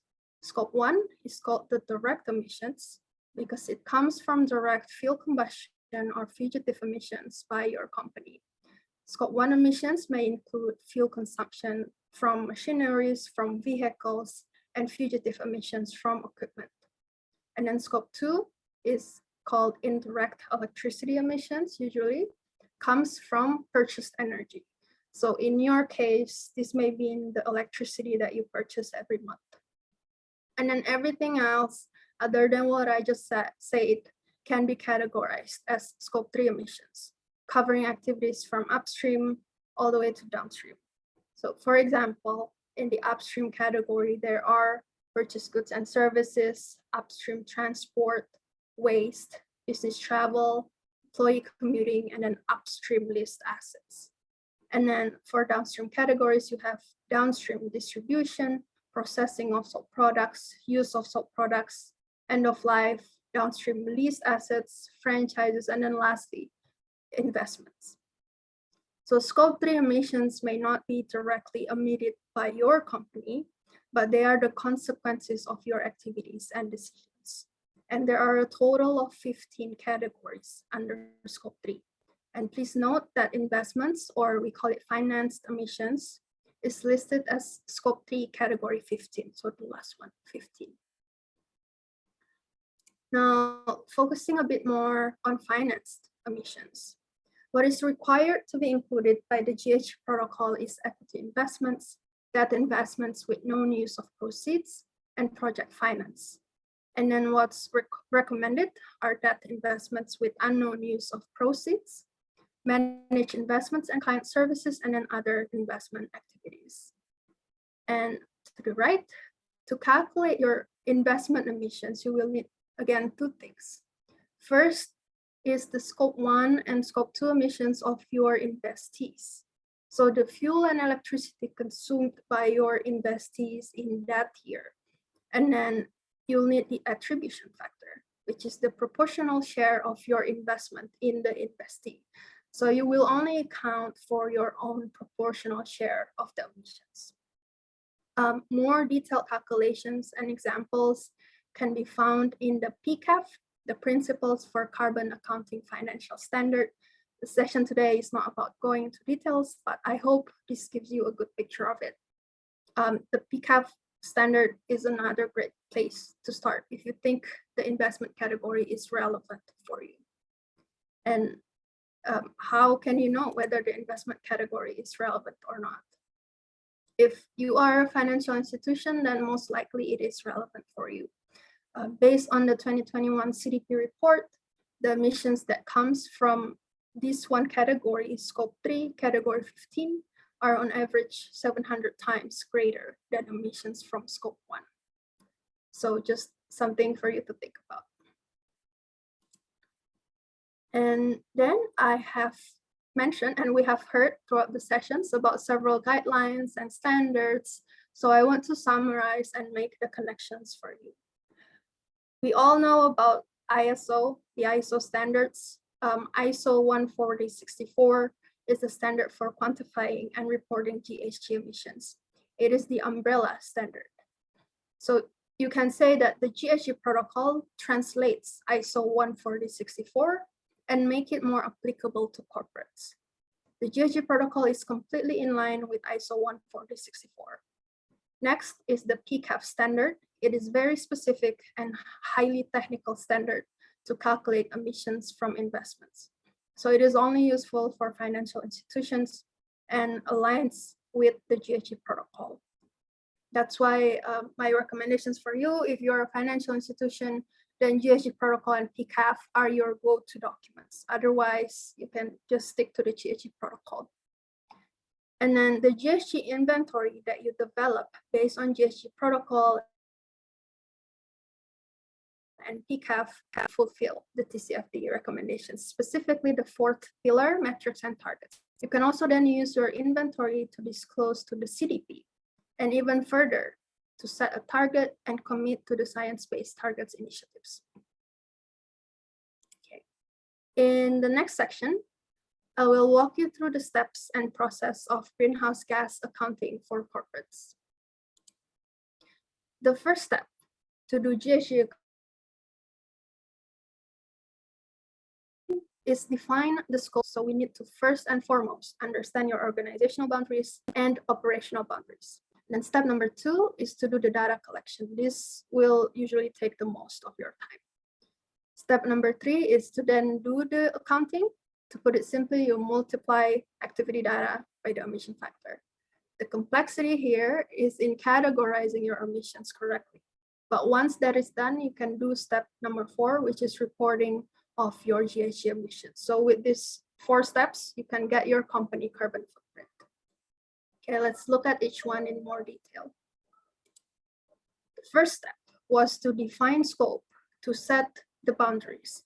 And the first boundary that you need to think about is what we call the organizational boundaries. This is a key step that will affect how you are going to do the subsequent steps.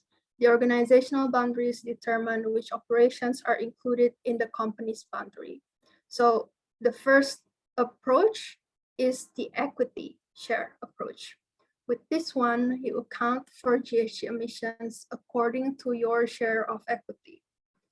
For example, if company A has a subsidiary with 50% of equity share, that means company A will have to include 50% of the subsidiary's emissions into its own carbon footprint. Okay, that is very simple and straightforward. The second approach to the right is based on the control that you have over the financial and operational policies. Can you direct the financial policies, or can you introduce new operational policies? This approach doesn't look at the equity share anymore.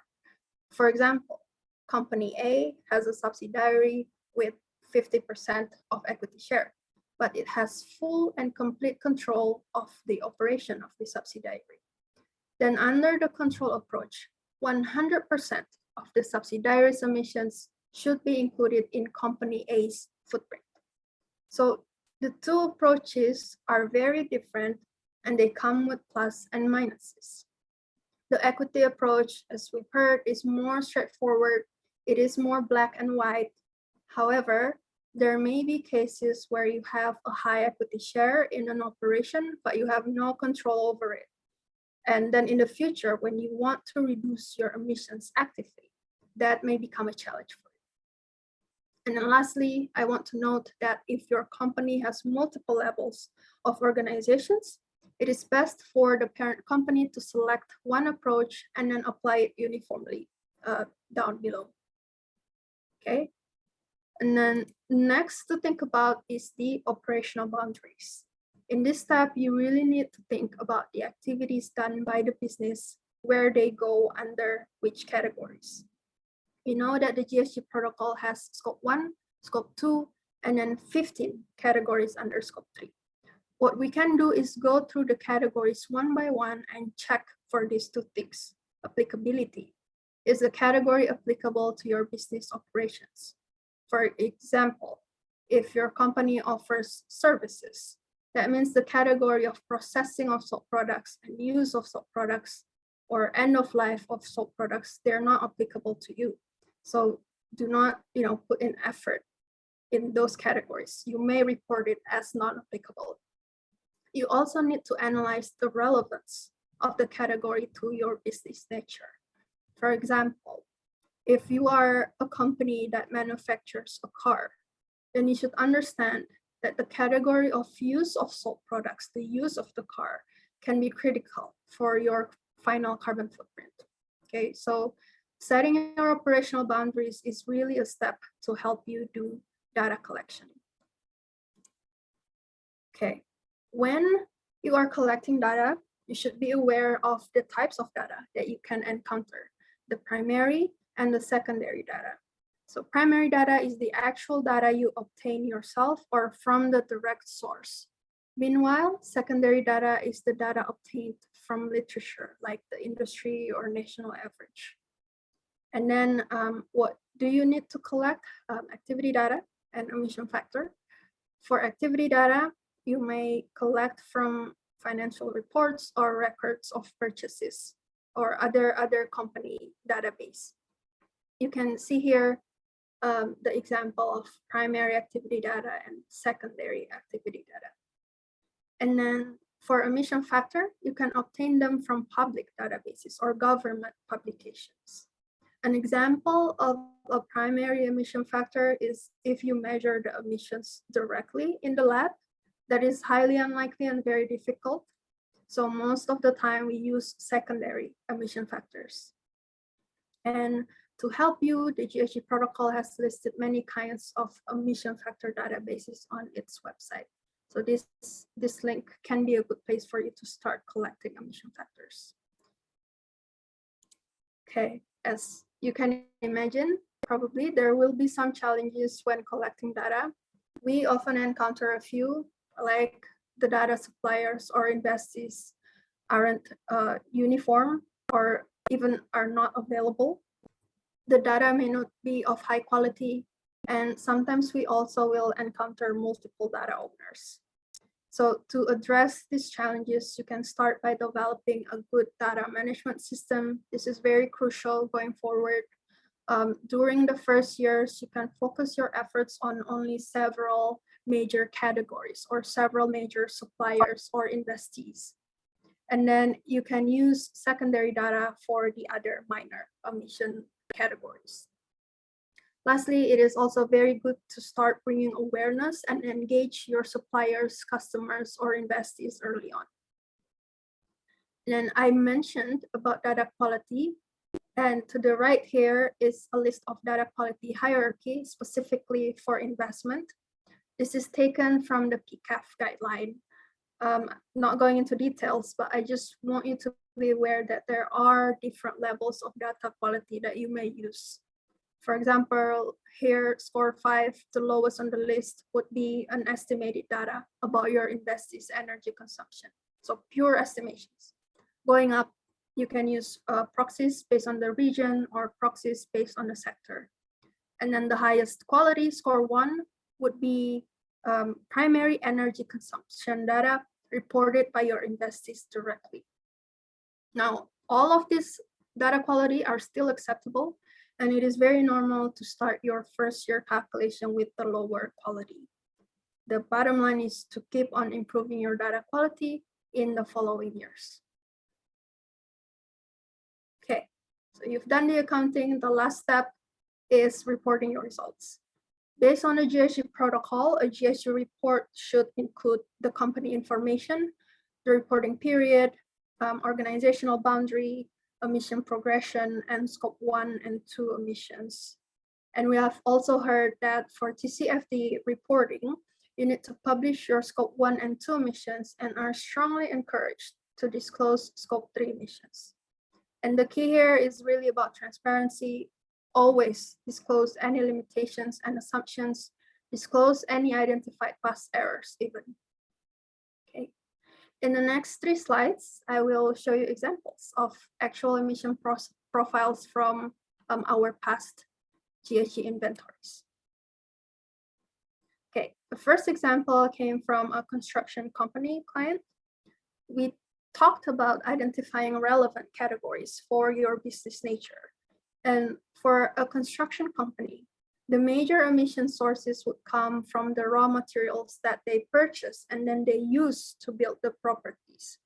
You can see the emission profiles here are dominated by materials like steel and concrete, and then followed by other purchase goods like appliances and doors. The next example is from the retail industry. In this case, the highest emission source is from purchased goods and services, mainly from procurement of raw or intermediate materials. You will also see categories related to the sold products to be a high contributor, like the distribution of products, further downstream processing, etc. So all of these things are relevant and need to be considered for retail companies. Lastly, of course, an example from the financial industry. So financial companies will almost always be dominated by the scope 3 emissions, namely the investment category. Seen here in the bottom circle, the dark blue represents 99.9% of the total emissions, and it comes from finance emissions. The other 0.1% of emissions comes from things like business travel and employee commuting travel.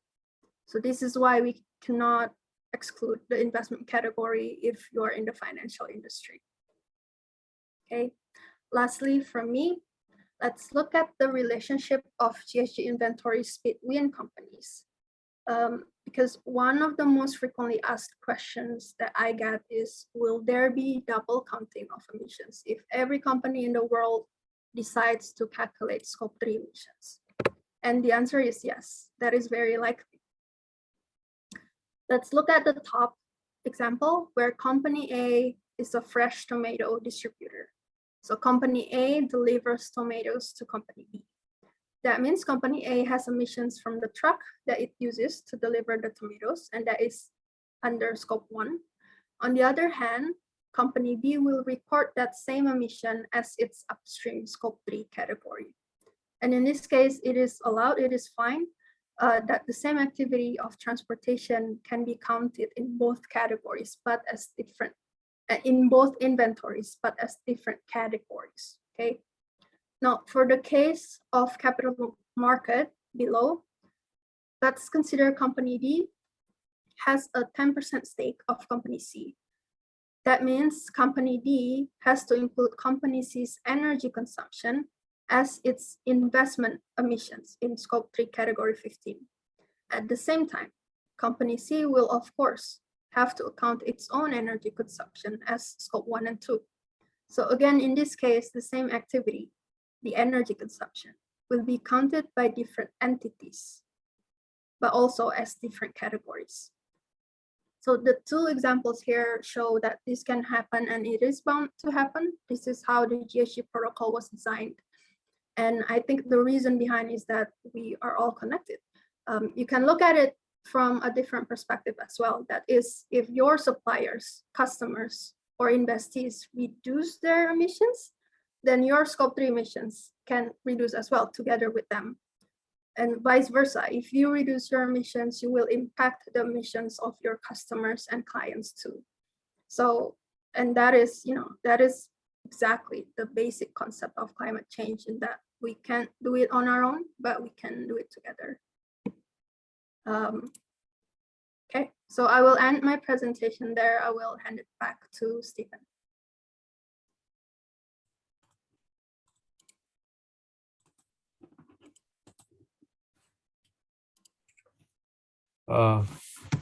Thank you very much, Monica, Sam, and Stephanie, for sharing all these insights with us. We now have time, a little bit of time for some Q&A, and I see that some questions have already been asked and answered in the Q&A box. So maybe we do have one question for Sam.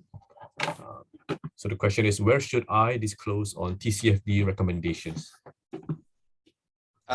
So yeah, I think that's a very good question. Thank you for that. So the task force recommends that companies provide climate-related financial disclosures in their mainstream annual financial filings. So if you aren't necessarily specifically asked to provide a separate TCFD report, so many companies do use an integrated report approach when disclosing their TCFD recommendations. So that is something you can consider doing. Thank you for answering the question, Sam. We do have one question for Stephanie. So the question is, what is the usual timeline for developing a complete Gsg inventory? Yes, thanks, Stephen.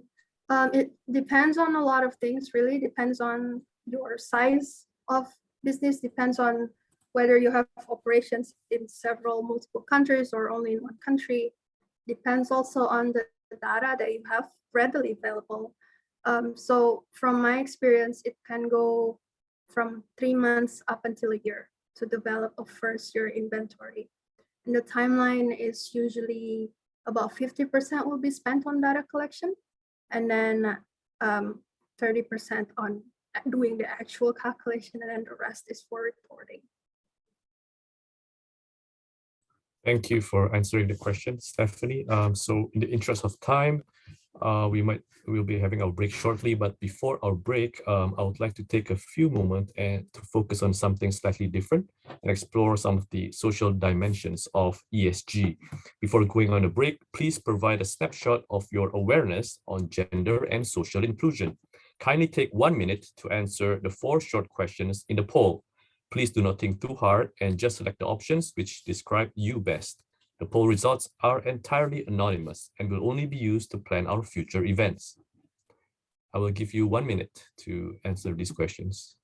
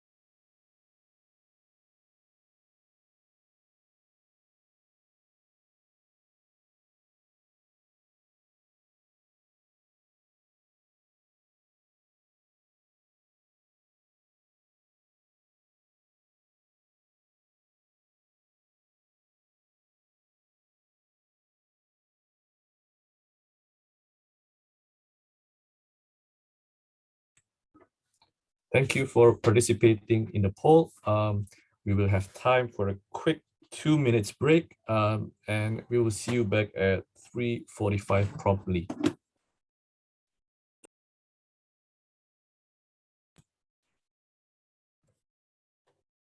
Welcome back, everyone, and sorry for the delay.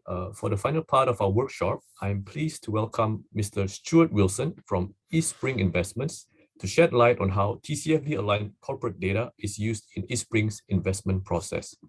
Stuart spearheads sustainability initiatives across the Eastspring business. He has more than 20 years' experience in investment management, asset ownership, and corporate governance. Stuart joins Eastspring from Sun Super, where he was the pension fund's first head of responsible investment, a role he held for over a decade. He was also a member of Sun Super's Investment Recommendation Committee. Prior to Sun Super, Stuart was the CEO of the Australian Shareholders Association for 10 years, driving fundamental investment education programs, overseeing engagement and proxy voting services, and influencing policymakers to protect retail investors. Stuart holds a Bachelor of Business majoring in both finance and economics, and is a CFA charter holder. Over to you, Stuart. Thanks, Stephen. Let me see if I can share my screen. Okay, there we go. Thank you for driving. Firstly, thank you very much. It's always a pleasure to be invited along to these types of events. It's extremely encouraging that it's being held in the first place. And this is a very, very important topic for us as investors, but more broadly for the investment industry as well. So I appreciate the invitation and being able to share my views today. Let's dive in, shall we, in the interest of time. The key takeaways, the main things, if you tune out for the rest of my presentation, I'd like to make sure that I impart the key messages. Firstly, it's our belief that climate change is a material financial risk for investors. And we are definitely not alone. The vast majority of the industry is starting to consider this in the same light.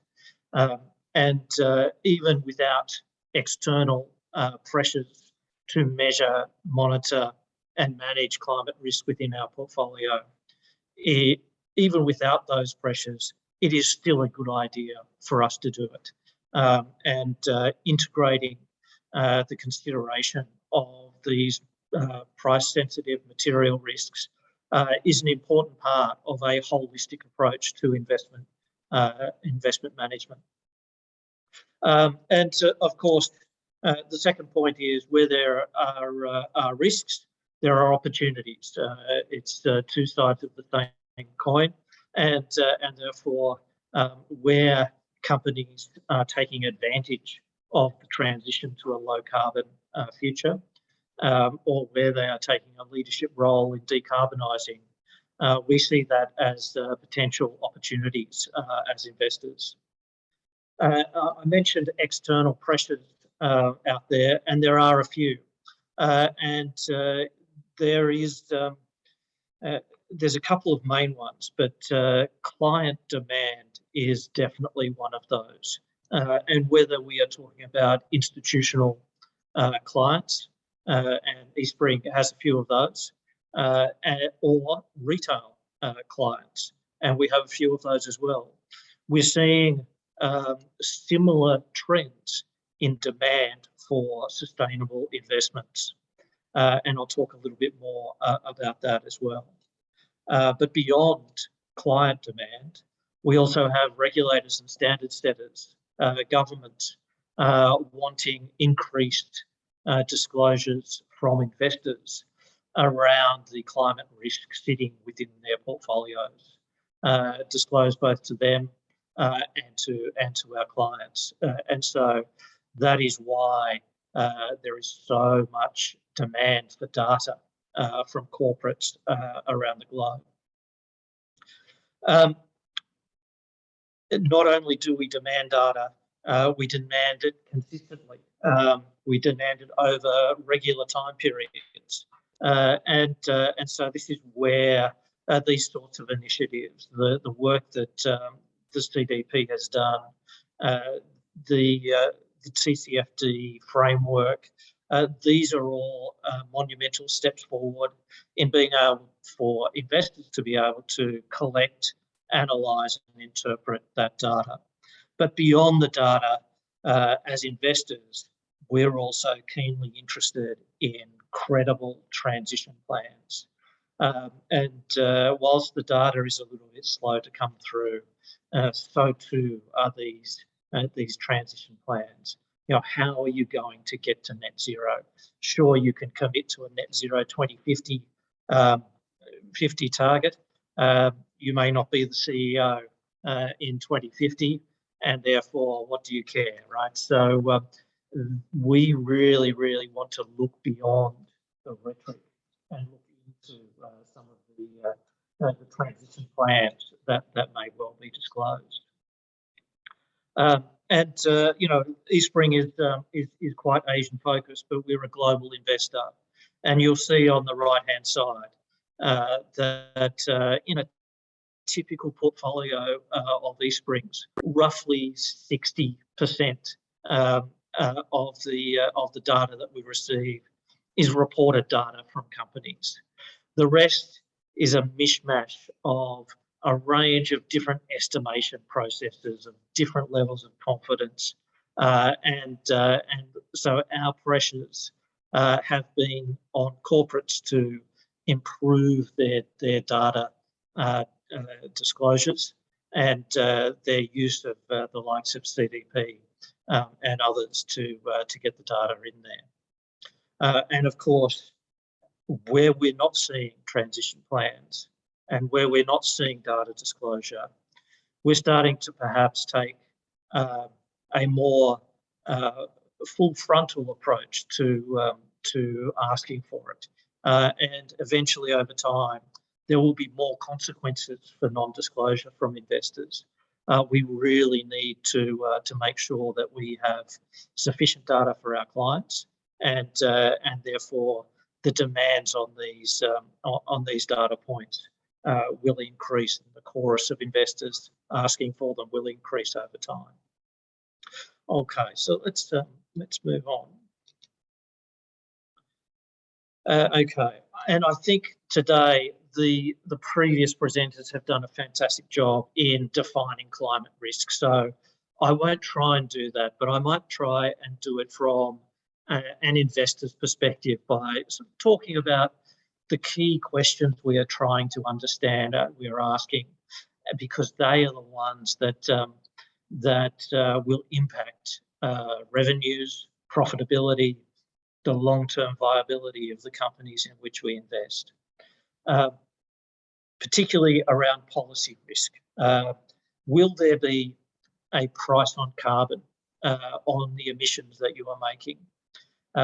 Perhaps there's a growing number of jurisdictions that are instituting carbon taxes. And even if they're not, the likes of the Europeans toying with the idea of border carbon adjustments. So if you are exporting into Europe, you are more likely in the future to be facing a carbon price in order to balance out the competitive pressures between the two countries. So we keep a pretty close eye on that. I can talk more about how we institute carbon pricing in our models. In addition, substitution risk. Are your customers going to be walking away from you and going to lower carbon alternatives, particularly as the price of these alternatives comes into frame and where technology improves? And similar to policy risk, companies with high levels of emissions are more likely to be affected. Similarly, on technology risk, where are we seeing technologies improve? I think if you are in the renewable space, you will know about Swanson's law, which effectively says that as the total number of solar panels increases, the price decreases, and over the lifetime of these energy solutions, the price is increasingly getting to and falling below that of existing infrastructure. But it's not just energy; it's across the board, and even in energy, the Swanson's effect is appearing to take to be moving in the same direction for battery technology as well. So it feels like for some industries, the writing is on the wall for investors, particularly investors that take a long-term view of the world. And then, of course, there are reputation risks. I think we all know that the amount of green on corporate websites is increasing, and you really need to walk the talk these days. Otherwise, there are consequences. But there are other operational impacts that we're looking at as well. And we've heard a little bit about this today too. Is this company going to be able to be insured? Are insurers simply going to walk away?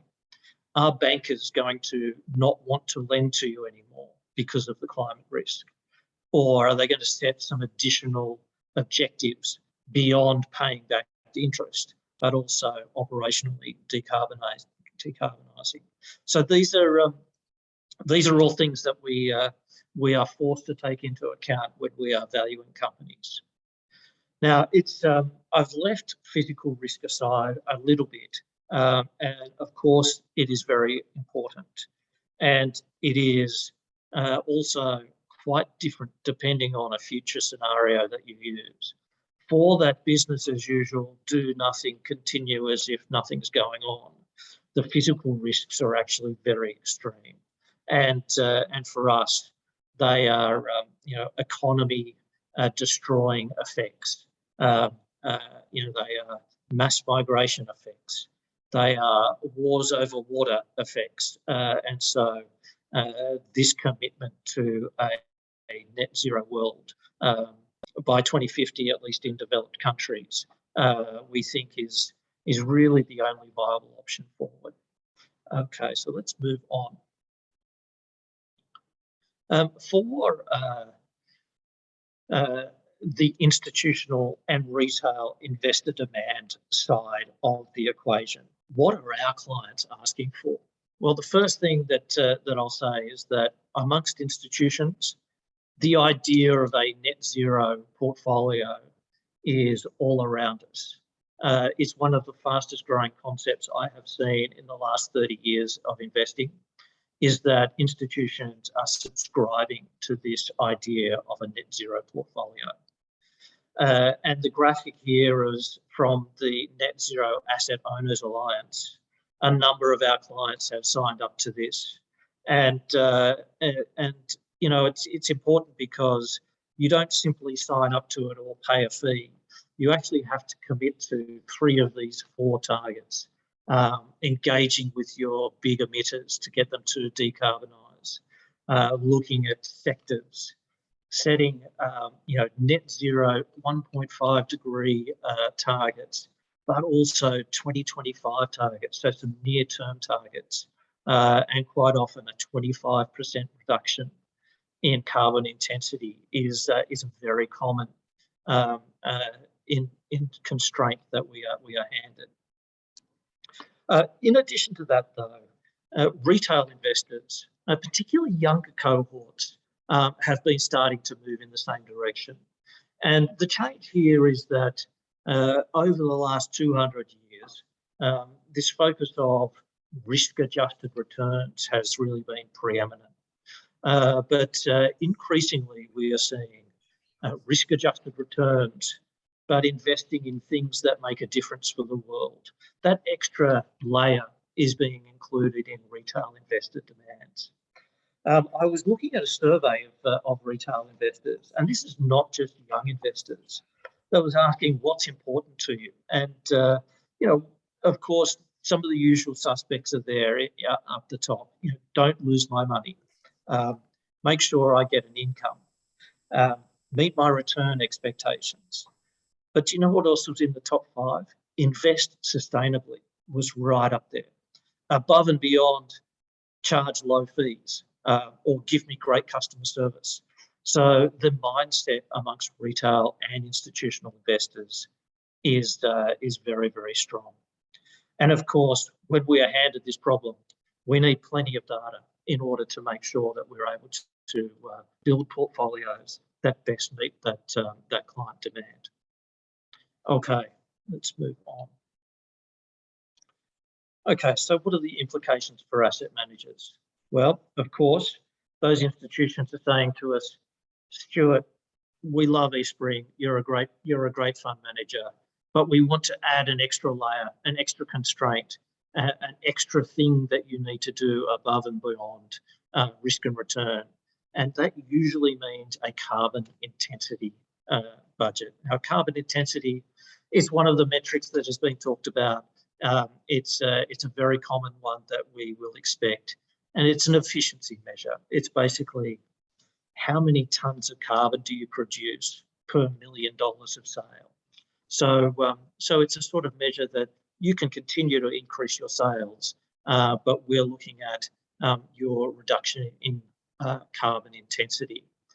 And so that is something that we are implementing and including in our portfolios as part of an innovation project. In addition to that, we have a very targeted but intensive active ownership program as well. So, we write to lots of companies.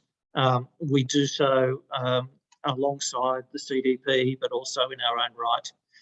We write to a range of companies in Thailand asking for more and better data, or at least some data in some instances. And we also use that information when we are voting on director elections, when we are considering executive remuneration and those sorts of things as well.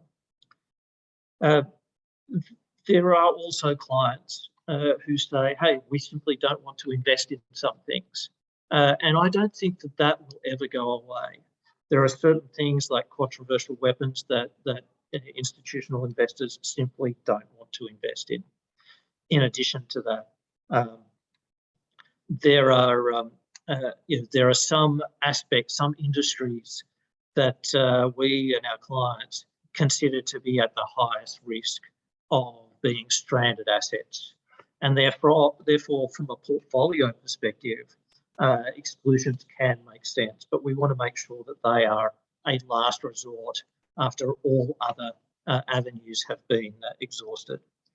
And so when we are looking at our climate-related exclusions, we have a bit of a carve-out, and we say companies with a credible plan to get to net zero, we can consider giving them an exemption from a pure exclusion, say they're a thermal coal producer. Now that needs to be a pretty comprehensive and compelling strategy in order for us to decide that. But it is something that we've got that we can consider.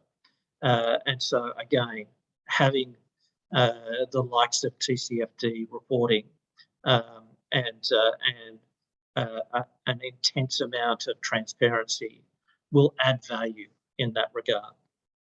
And then finally, the idea of sustainable investing is ever present these days, particularly in global equities, but also amongst green bond portfolios and other things. So when we develop these products, we need to make sure that the underlying metrics are also available and disclosed upon.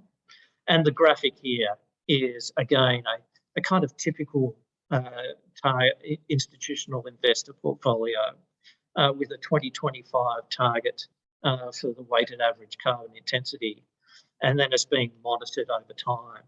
And you'll see there that the trend is down compared to some of the country trends on emissions increasing. The carbon intensity of the portfolios in which we manage is actually starting to head towards net zero, and we keep a very, very close eye on that, and we do manage that down. All right, moving on.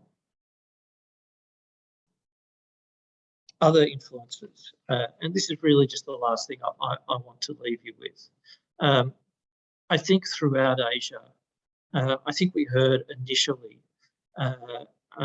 there was a statistic that was put forward that prior to COP26, roughly 30% of countries had compelling nationally determined contributions or compelling country targets on emissions.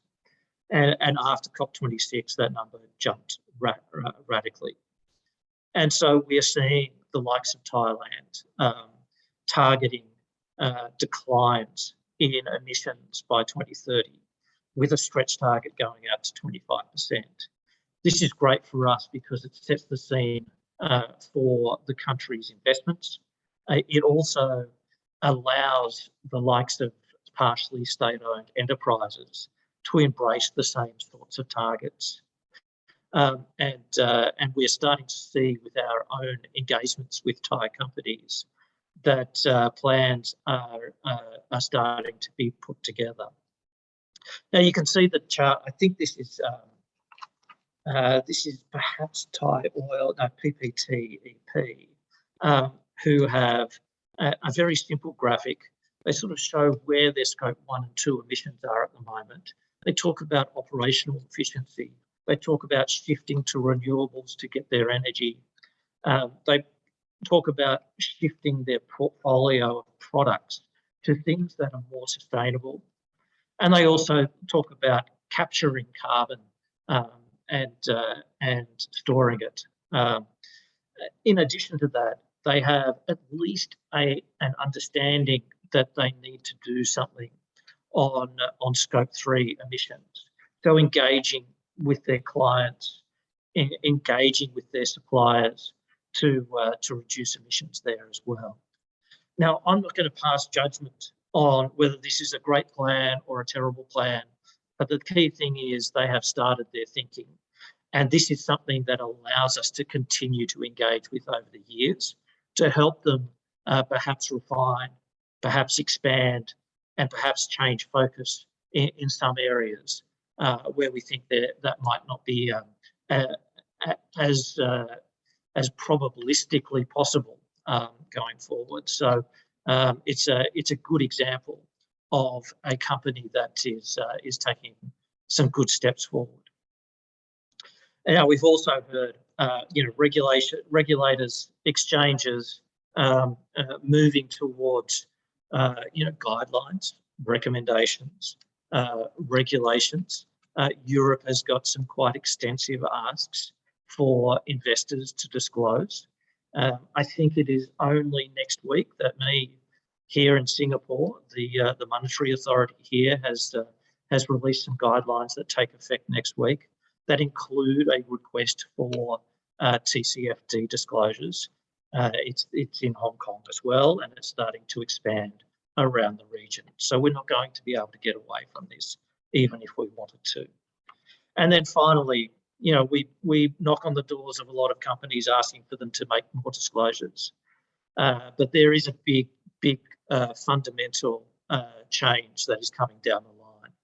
And that is that the accounting standards creators have moved into sustainability standards. And that, I think, will be a huge game changer in terms of the request for more data being disclosed. And so I'm very, very excited about the rapid uptake in Asia. And this is going to allow investors to really discern between the companies who are making a really the best fist of decarbonising versus those who are simply paying it lip service. I might leave it there in the interest of time, and happy to take any questions or otherwise. Right. Thank you very much, Stuart, for your very insightful sharing. I'm sure many companies and financial institutions would have found this very informative, especially when you stressed about the importance of TCFD aligned disclosure from corporates and are providing very concrete examples during your presentation as well. It's really interesting the risk that you touch upon, because from our disclosures last year, from 500 plus financial institutions disclosing to CDP, the three largest risk elements were the climate related risk areas were credit risk relating to physical risk from banks and insurers with the highest impact in terms of dollar terms. The second was the emerging regulations that were coming out. So it's very interesting that you touched upon that, especially with carbon tax and the regulations and the changes that are ongoing, and especially in the APAC region. It has, more financial institutions from APAC region compared to Europe and North America have mentioned that one of their highest, areas of focus is actually in this emerging regulations. And the total amount for that, it's roughly around $94 billion US, and that's compared to the previous years have almost doubled. The other side of it is the opportunities, as you mentioned, especially in products and services, in financial products and services, where we saw a double in number in terms of the amount of opportunities that the financial institutions were really looking into. So it's very, very much in line with the disclosure results that we've had last year. We do have some questions from the audience, so we start off with the questions. One of the questions was, what is the main challenges for you as an asset manager in climate-related disclosure, identifying climate-related disclosure? Yeah. The main challenge, quite frankly, is the lack of it. So where it is simply not disclosed at all, that is really, really painful. And it feels like developed markets have been on this journey for a little while, but they also have, extended capacity and capability to find and disclose this sort of data. Emerging markets less so. In addition, it feels like Southeast Asia and Asia more broadly is one step behind that as well. Now, I'm encouraged. I think the rate of take-up is increasing. The work that the CDP has done, for instance, with the non-disclosure project has been extremely effective. And the ISSB, when that eventually does come through, I think that will help solve the problem as well. Consistency of data and the way it is measured is a little variable, and that's understandable. The likes of Scope 3 emissions, of say what your suppliers are producing or what your clients are producing, is very, very hard to calculate or estimate. But nonetheless, it is highly, highly variable. And then in addition to that, some of the data is not even verified. And so having a framework around, an audit or a verification process is also something that would be very useful. Right, thank you very much. There is another question as well, which is, you mentioned about carbon pricing, and there's increasing number of corporates taking on internal carbon pricing as well. You as an asset manager, do you incorporate an internal carbon pricing for your own portfolio company? And what kind of methodology do you adopt for it? Yeah. Listen, yes, we do. The different teams treat it differently, and this is it might be best, therefore, to use an example of our global emerging markets team. So they have done a global set of research on carbon pricing and where it's at the moment, and they have set a starting price of about $30 a tonne. They've also taken into account where governments might help subsidise some of that. And then they will also make an assumption around the price sensitivity of their products, in which how much of that price can they effectively pass on to consumers, and how much do they have to absorb themselves. But I will tell you that the research that once you start including a carbon price into your model, it doesn't take much to make you nervous around a whole range of companies that, if it is instituted, look quite wobbly. So it's an essential part of understanding risk sensitivities. Right, of course.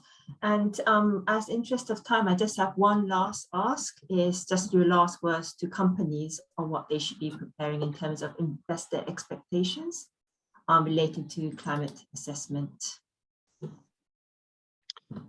Okay, all right. Well, I would ask firstly to get started. I think that the session today was extremely comprehensive, but I don't want that to scare anyone off. I think the main message is to get started, and where you need help, get help, reach out for help. The second thing that I would say is that it's important that you have a credible strategic plan, as well as some metrics and targets, particularly with some near-term goals. And we also want to make sure that it's as complete as possible. So please try and incorporate Scope 3 emissions as well. And then finally, please make your messaging consistent. Please don't set up a net zero target and then do lots of lobbying to government to not affect their own targets. So some authenticity to those plans is also something that would be a key ask for us. Right. Well, thank you very much, Stuart, for today and for the presentation, for your time. I will hand it back to Stephen. Thank you, Monica and Stuart, for the very insightful discussion. Last but not least, for our closing remarks, I am pleased to welcome John Leung, CDP's Director for Southeast Asia and Oceania. Over to you, John. Thank you, Steve, and thank you, everybody. Good afternoon. Pleasure to be here and provide some closing remarks. I'll try and keep it brief. It's been an intense and well-defined 2+ hours of great content, and I'm so glad it's recorded, because I think I'll be watching it more than once to gain lots of learning and insight.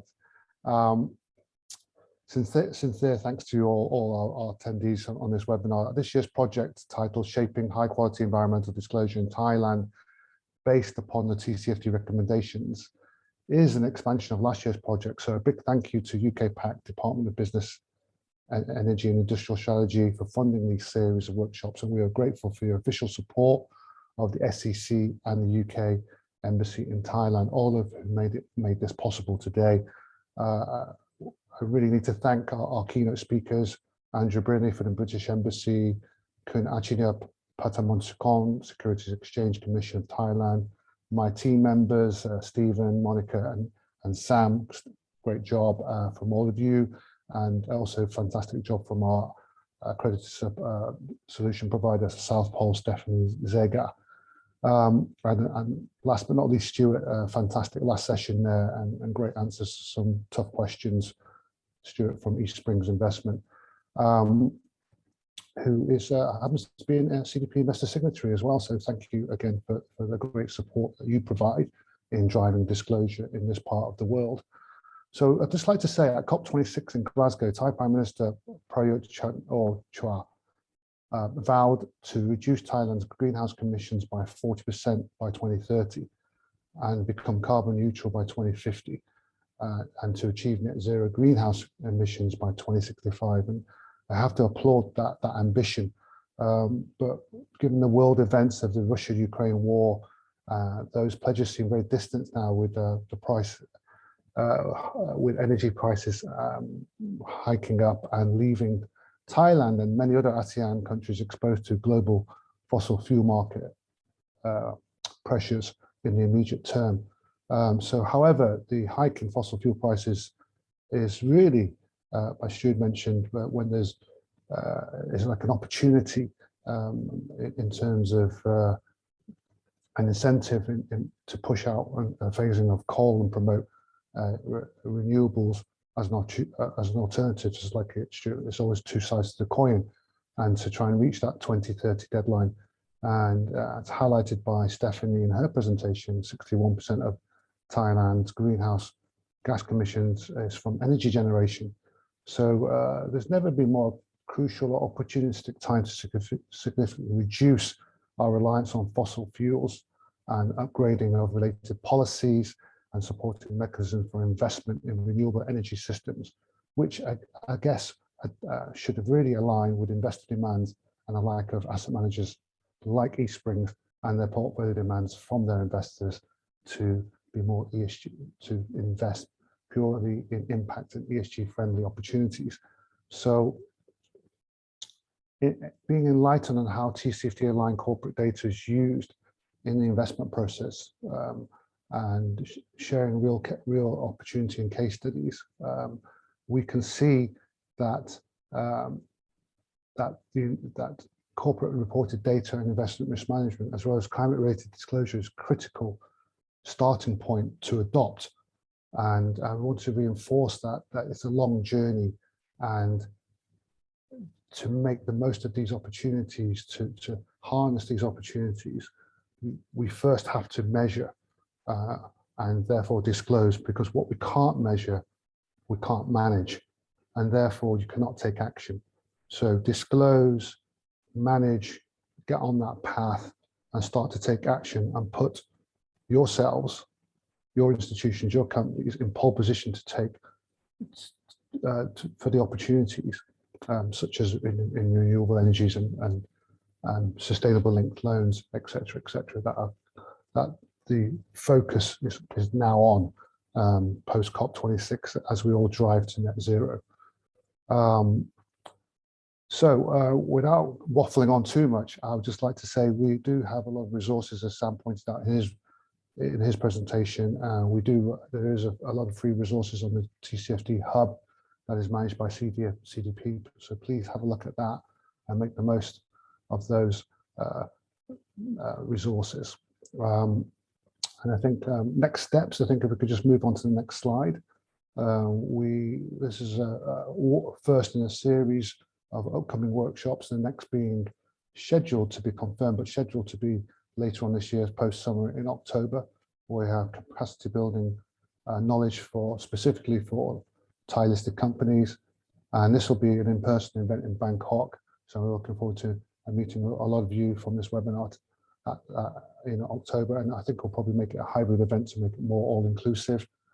And secondly, we'll be discussing the capacity and skills for TCFD and policy makers, again, in-person event, but again, probably run that as a hybrid event. So that's it. And I wish you all a pleasant evening. And once again, a big thank you to you all. Just to go back a slide, I think Stephen was skipping a bit too fast there. Where's the next slide? So some feedback. Yeah, if I could maybe ask you to scan this code and provide some feedback. We're always looking to improve the quality, the content, the effectiveness and efficiency of what we present to make it relevant for you, our target audience. And yes, please feel free to comment. We welcome all comments and any further questions that you may have. So thank you very much, everybody. Thank you for the closing remarks, John. So that concludes the program for today. Thank you again to all the speakers and to all the participants who joined us this afternoon. Before you leave, we would really appreciate if you can take 5 minutes to complete a short survey to provide feedback on this session. Please follow the link on the screen or the QR code. You can also click on the link that we just shared in the chat to complete the survey. On the form, please select multi-country and then CDP Worldwide as the implementer. And finally, please select Improve Capacity and Skills in TCFD Reporting of Thai Capital Markets as the name of the training before completing the rest of the questionnaire. Thank you.